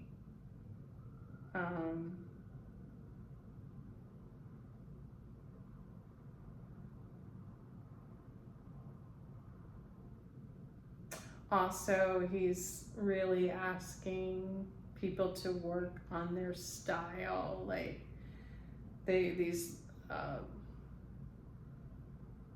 say business women with like Led Zeppelin shag hairdos. There's just a lot of sloppiness. He's saying this must sound so funny coming from him. He really brought forth like the jeans and t-shirts. He's saying, but it's like what he said before with the dark reptilian energy, like it goes past a certain point and then it becomes unhealthy, the start of wearing blue jeans and cowboys and Ralph Lauren and Levi's, and that was like a fun thing, but then it went to like being relaxed and relaxed and relaxed and relaxed. And he said, if you guys down there relax anymore, you'll be dead. And he said that's actually causing a lot of depression. Is just this, there's no line between pajamas and clothes and sweatpants and table manners and how you do this at home and how you do this here. And if you combine everything, he said it's causing a collective depression. Think about everything that he has said. And much, much more. I actually had to stop because,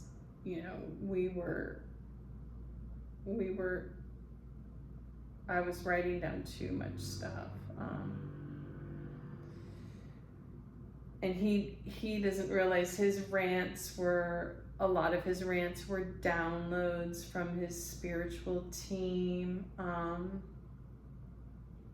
And if you go back and you see how groundbreaking some of his rants were about what's going on in corporate America and government, and he said he had no idea the absurdity of what's happening and how it's gone off the rails.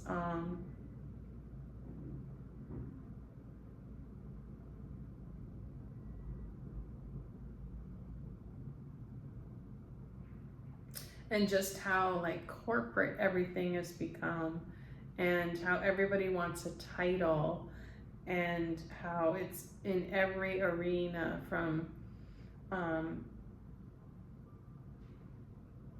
theaters to,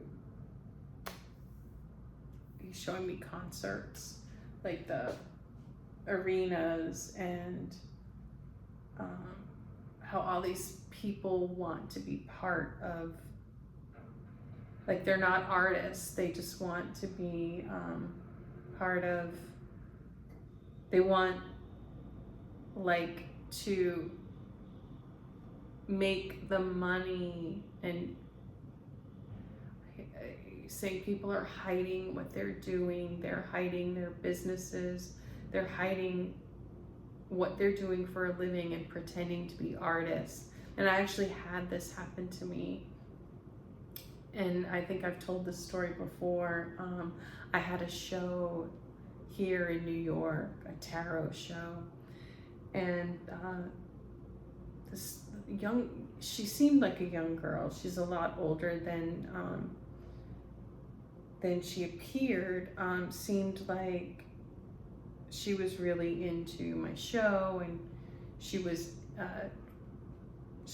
was a storyteller in it, and becoming like a loyal audience member. And she one day tried to just steal my show. She tried to do it in a different location, and my team had me investigate her, find out, who is this person, what does she do. She is, they told me, dark reptilian. She's an incredibly wealthy hedge fund person, and she's on the board of different businesses. I looked her up, they asked me to, and I couldn't believe it. She's not an artist, and this is an example, and he would be ranting about this stuff right now. So how is this helping you?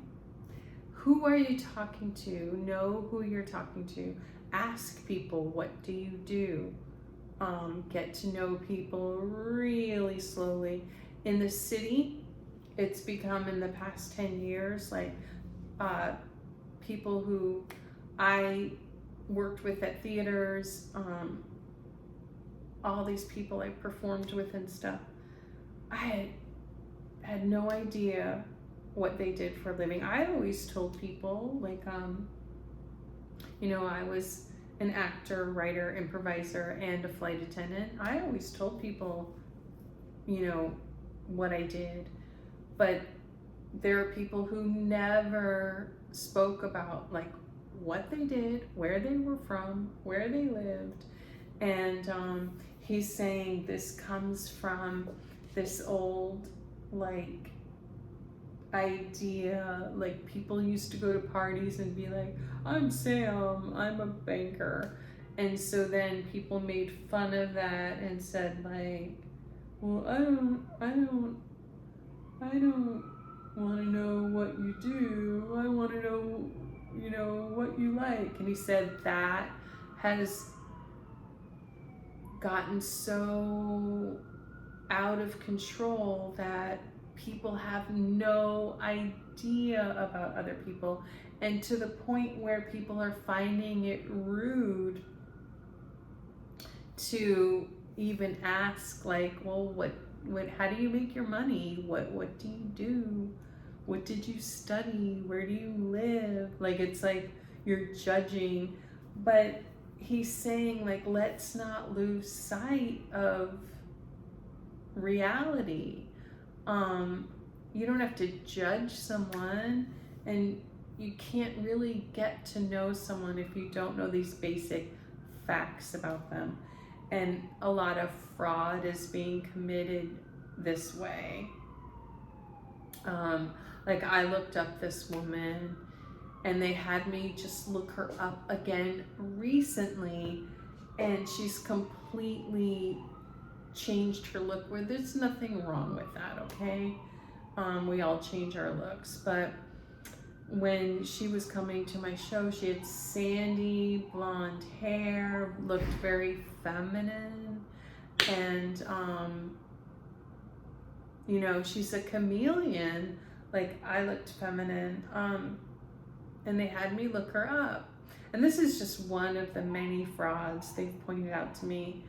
And now she has like that really young kid short hair that, you know, the real, like the kids had like a few years ago, like they all had like this long side part and short hair and the same glasses, and she really looks like she's like a Gen Zer. And this woman is totally like older woman, like 40s, and is on the board of organizations, and like very serious, very wealthy hedge fund person. And anyway, he would have a field day now. And he's really talking, you sound like Ezekiel, about not doing toxic things, you know, smoking, and just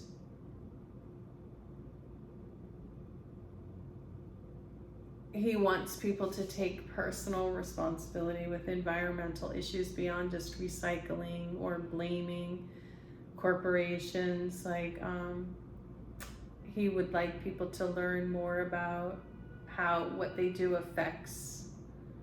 He's saying a lot of people are just cutting their hair, letting it go down the drain, causing a lot of extra problems for themselves and others, because he's like, many people just don't understand how things work. You're really giving the lectures today.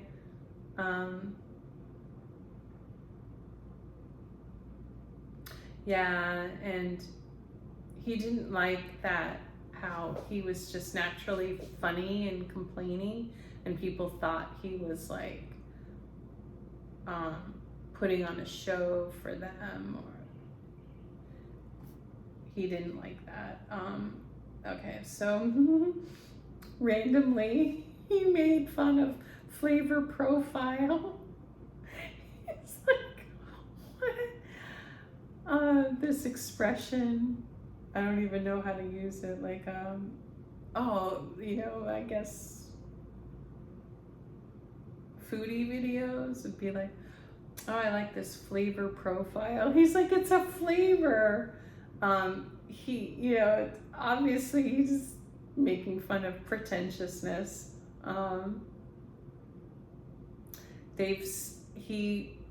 He ranted about how softening words would negatively affect society, and you can see that with crime.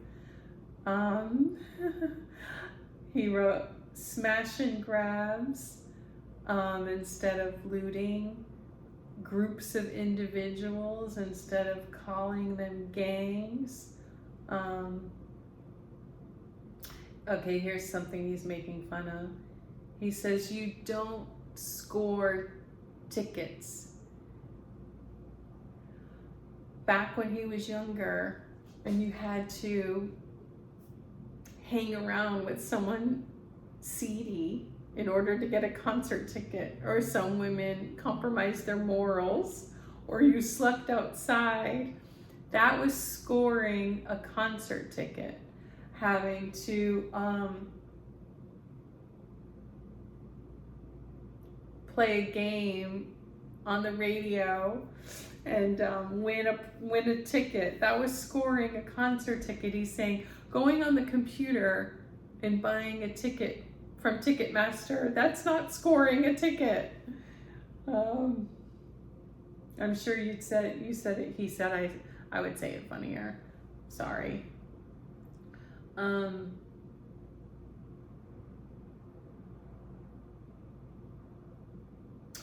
But this whole seven dirty words bit, that was about free speech. And he would really like to remind people of that. He was just into no censorship. He wasn't into being vulgar, which some people thought that he was into. And he doesn't like how he's been a poster boy for vulgarity. Don't be vulgar, don't be vulgar, don't be vulgar. That wasn't his deal. He was trying to have free speech. And that's really important.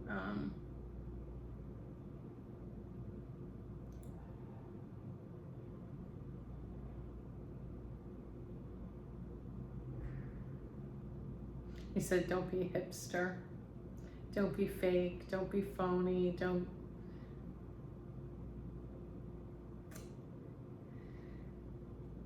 He said, I'm still negative.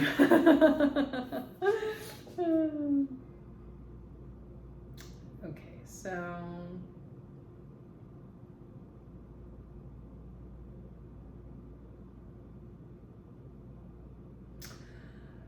I complimented him on being in the movie Prince of Tides. So if you want to watch that movie, he's been in other movies too. I just didn't, list everything. You can read his biography, watch his movies, but so he's proud of being in that movie too. We talked about it. It showed crazy, dark reptilian abuse, family trauma, SA abuse.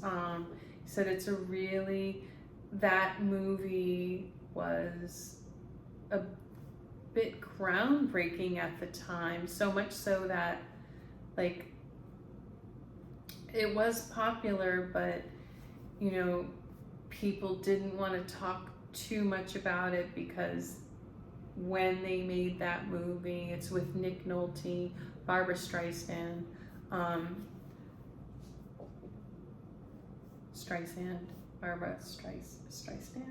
Streisand, sorry.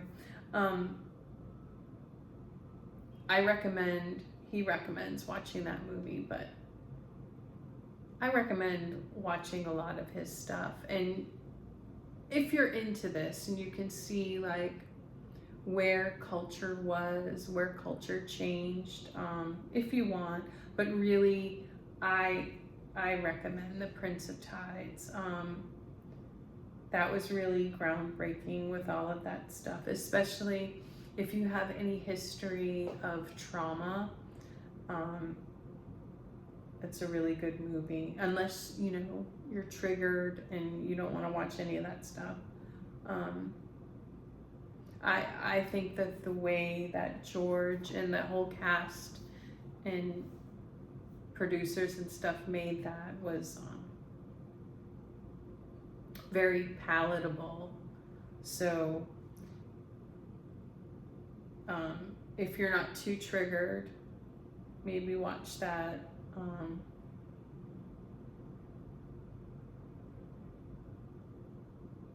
Okay. Yeah, he talked about not funny people doing stand-up comedy, and he talked about that, and he said it's to be cool, and he said this is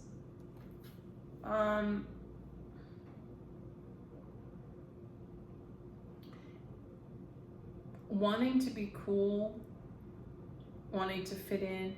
It is more of a reptilian thing, but it affects everybody.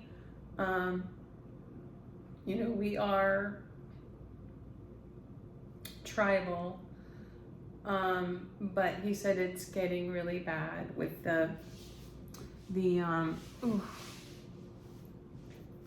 or I'm gonna wrap this up very soon with he's just showing me this whole he's saying a mushroom cloud of like only children being told they can do whatever they want, and then finding out like stand-up comedians are cool and revered, and singers and dancers. And so he's saying like everyone thinks they're a stand-up comedian, a singer, a dancer, and they have all this confidence to. He said it was rare in his time for people to have confidence to stand up and talk to everyone. And only people who desperately had something to say would do that, or they knew that they had this gift that they needed to sing, and they jumped through all the hoops. And he's saying that was really rough and that time, but now he's going back to also, he's trying to make these compare and contrast. Like he's saying, so these kids who aren't taught how to cook, clean, sew, take care of themselves, change oil, change a tire, pump gas, even grocery shop, they are also told they can do and be anything. So all these people are going out into the world, moving to New York and LA, all trying to become singers, dancers, actors. You know, and if they're an only child, their parents are fitting the bill.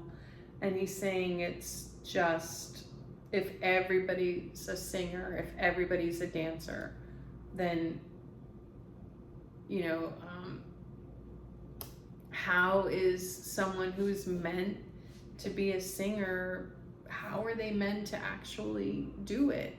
If it's like there's a billion YouTube channels with singers, and you know, someone was actually meant to be a singer, you can see the problem here.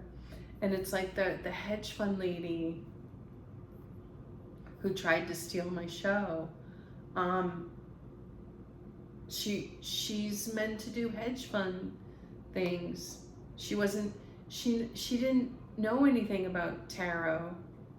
And she wasn't the only one. I had a handful of people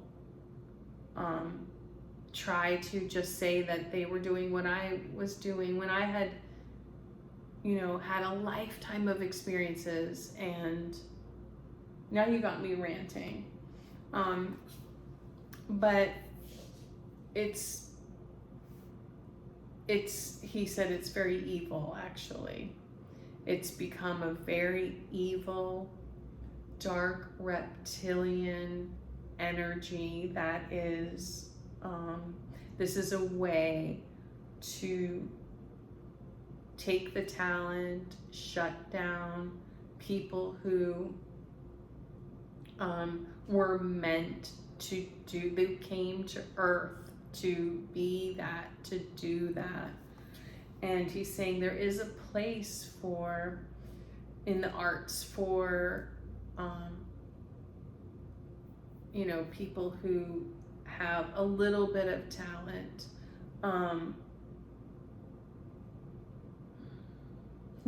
He said, don't get it twisted. He likes that expression.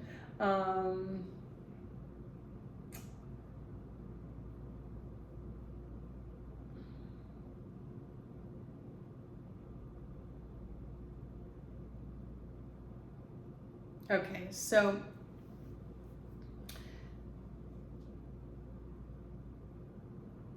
you can't have your cake and eat it too. Like, him being a comedian, he had certain vulnerabilities, such as autism, ADHD, and you can see how he suffered. He wasn't able to maintain a job in the military. He got kicked out of school before.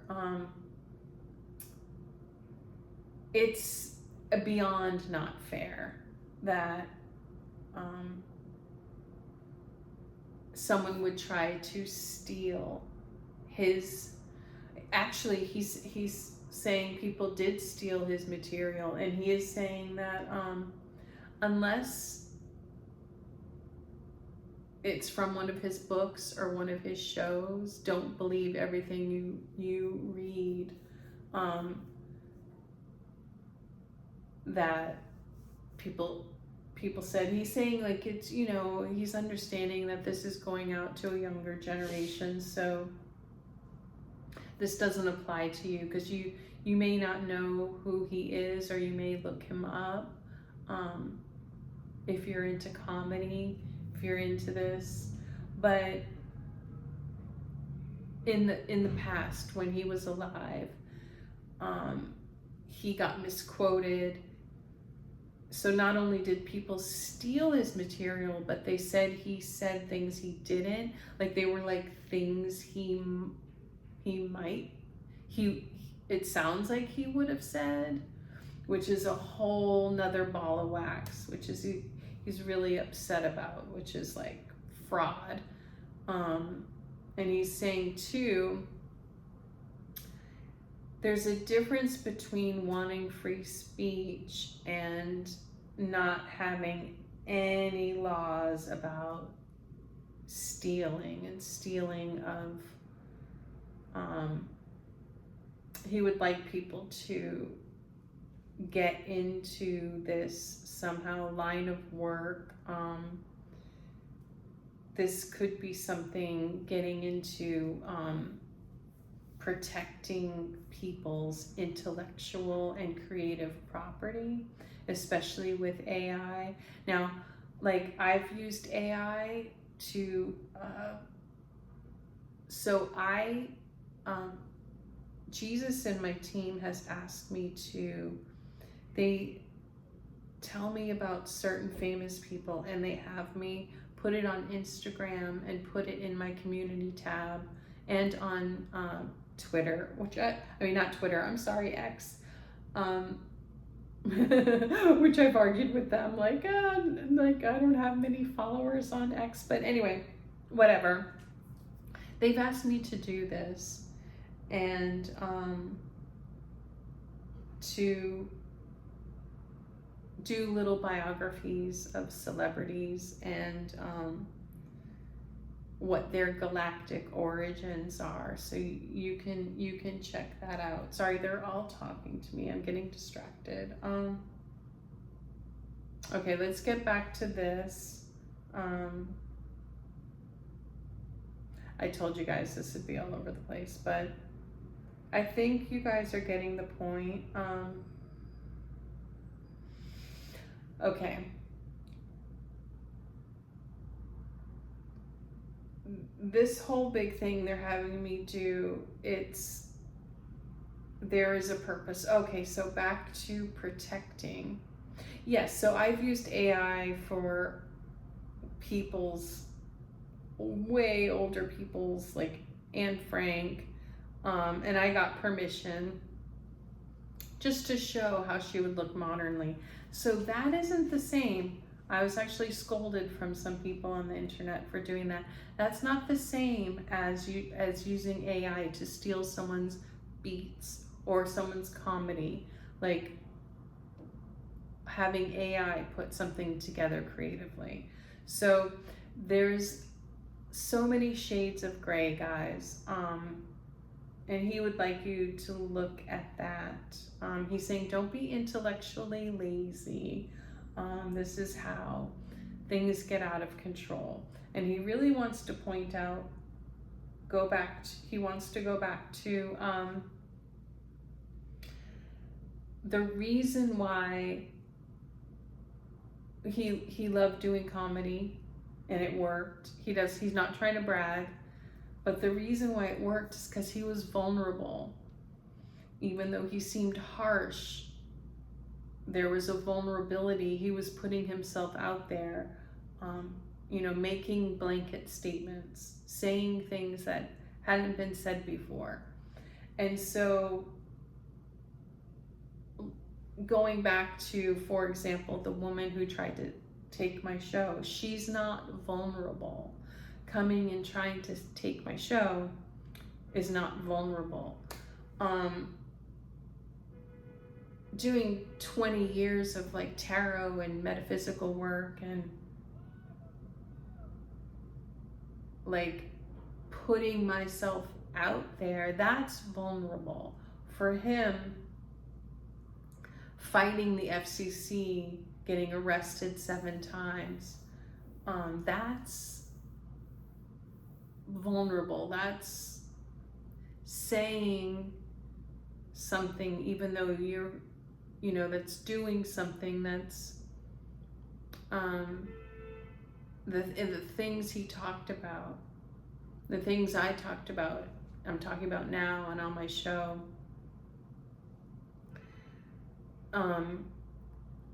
This is being vulnerable, and he's saying especially, there's 50% of the population that are reptilians and dark reptilians, and there are even starseeds who have decided to not show any vulnerability, and he's not putting that down. There's a place for that, but to try to take this small thing that someone has,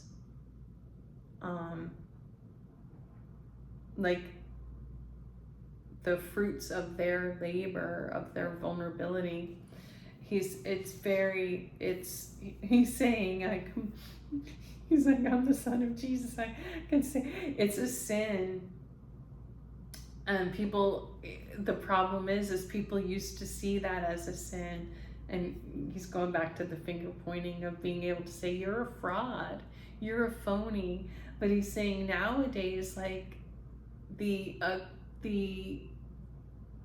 accuser, the person with righteous indignation, the person who's been wronged, like if they come out and say, like, you copied me, like he said, some parts of society have gotten so sick that you can't even defend yourself. You can't even if you have proof, like you're just supposed to suck it up or something, let people steal from you, let people steal your soul. People stealing your creativity is people stealing your soul. And if you've done that, apologize to God and everything for that, and just don't do it, and protect others. People they come to me and ask me, in readings and stuff, like, what should I do for a living and stuff like that. And listen to these videos, because sometimes like George is coming through and they're saying, like, there are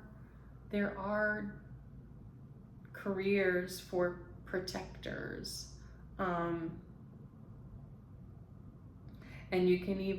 he's saying you can even make up a career where you're protecting people. It was just 10:10 p.m., which is like really, they had me look right at the time, which is interesting because it's the 9/9 portal. So next would be 10:10, which would be Archangel Jophiel. So this is so interesting. They're giving me all of this information.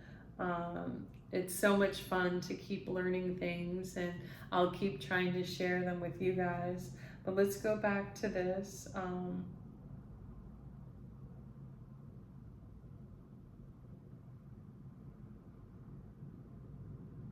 Yeah, he's saying, so with like star seeds, people who have a mission, autistics, neurodivergence, he's just going to put it into a ball, empaths. What happens is, because of the creativity and intellect, when they're younger, they're told they're mature for their age. But what happens is, he's saying around 6, 7, 8, at least those ages, the reptilian kids become less vulnerable, and the other group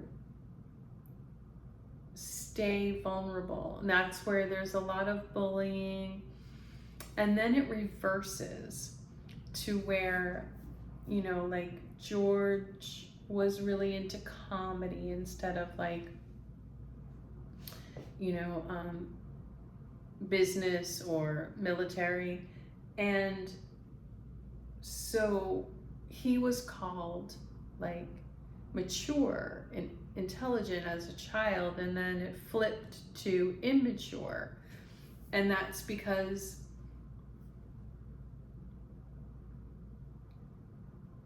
he didn't, and this is with this whole group, you keep your vulnerability and your interest and your creativity and enthusiasm, and that will label you as immature. So you go from being seen as a mature child to an immature adult.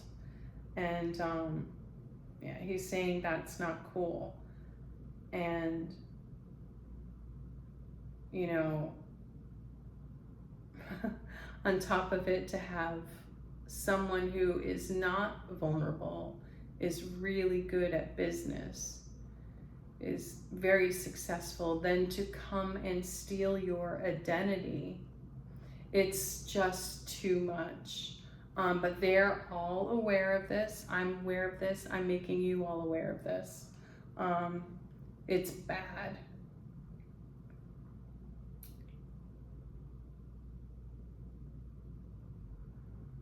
Oftentimes too, the people who do that, they don't get very far. And so then it was for nothing. Like, they weakened basically something that was given by God, a mission. They weakened the mission from our Creator for nothing. Like, they didn't have the sight to see that they weren't going to be able to keep it up, and the life that it's stealing from them, and that maybe if they had to steal from someone, that they're not actually doing what they should be doing in their life, so they're off track. So anyway, I knew we would go down this huge rabbit hole. Okay, it's getting very late. I just want to wrap this up. Yeah, it's about talent and fame and popularity, and strangely, what starseeds do and neurodivergence is one day labeled weird, the next day labeled cool, and then stolen. So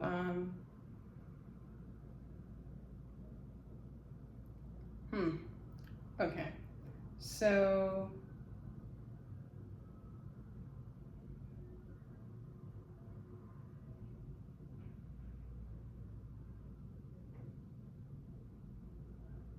Yeah, he used to live on West 121st, and they actually changed it to George Carlin Way. So if you come to New York, you can look that up.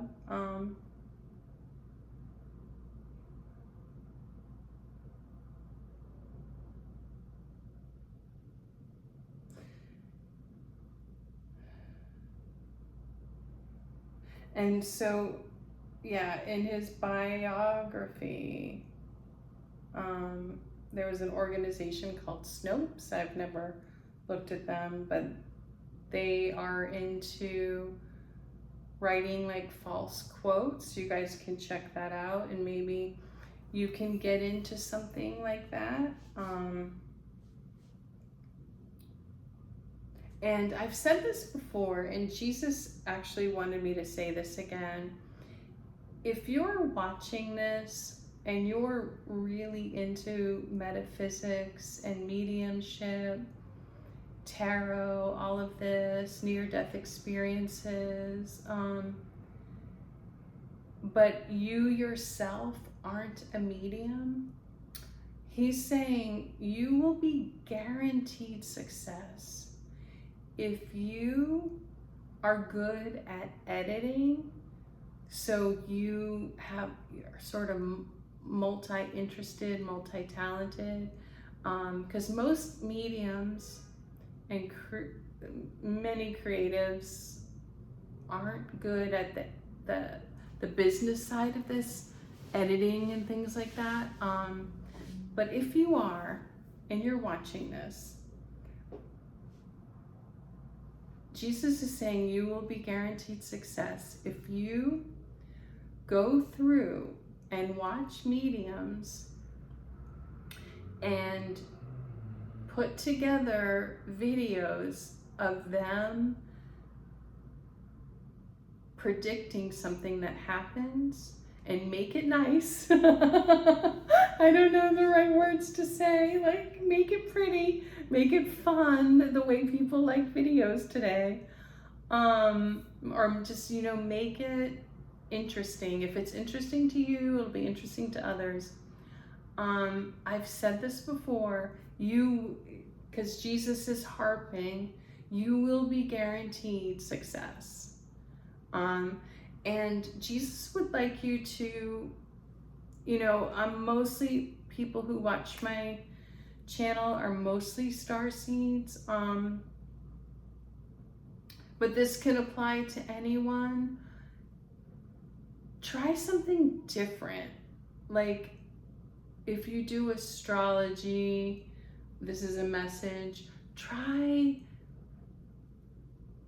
doing like geographical astrology. They've proven in astrology like certain people would be better living in certain areas. Like he's saying, like, be inspired, but add a twist, because Jesus is saying that's why when you have a near-death experience, people are given some, the same, it's the same, but there's a little bit different. This is just a message for someone who might be watching, who wants to do something, make videos. Anyway, they're asking me to give these messages here in the final moments. Okay, he wants to say one more thing. He's saying this is coming from a societal lack of listening, that people are using two words all the time to explain something. And it's to also to emphasize and sound more interesting. So, how was that party? People say, oh, it was wonderful, it was great. Or the scene of an accident, how do you feel? Or scene of a crime. There's all these crimes lately in your neighborhood. I'm scared. I'm terrified. He said some people will say the big thing first. I'm terrified and scared. And he's saying it's just really, he said, in order to use your words, they know all the lingo, guys. Like, it's not a good look. It's much more powerful to say, I was terrified. Or how was the party? It was wonderful. He's saying, like, people are saying like the big word first and then a smaller word, and anyway, he recommends just using one word. You're so petty. He said, I made a living being petty. Okay, we need to wrap this up.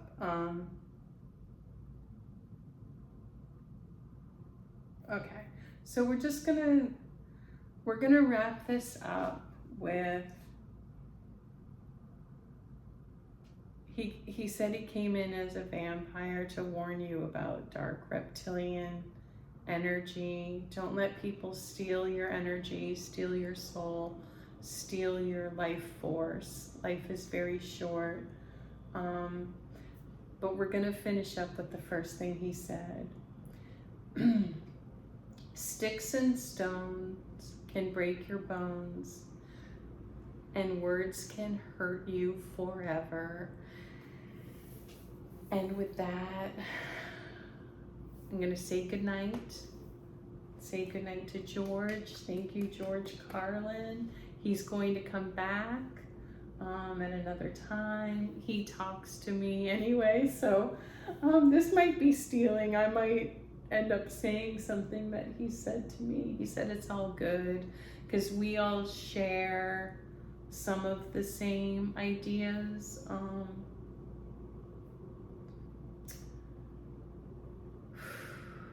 He's thanking me, but I want to thank my whole team, and I want to thank you guys, especially, you know, you all who watch my videos a lot and support me and leave comments, and people email me, and so I oftentimes forget to thank you guys, and I just reached 1,000 subscribers, so thank you for that, and thank you to my team, and good night.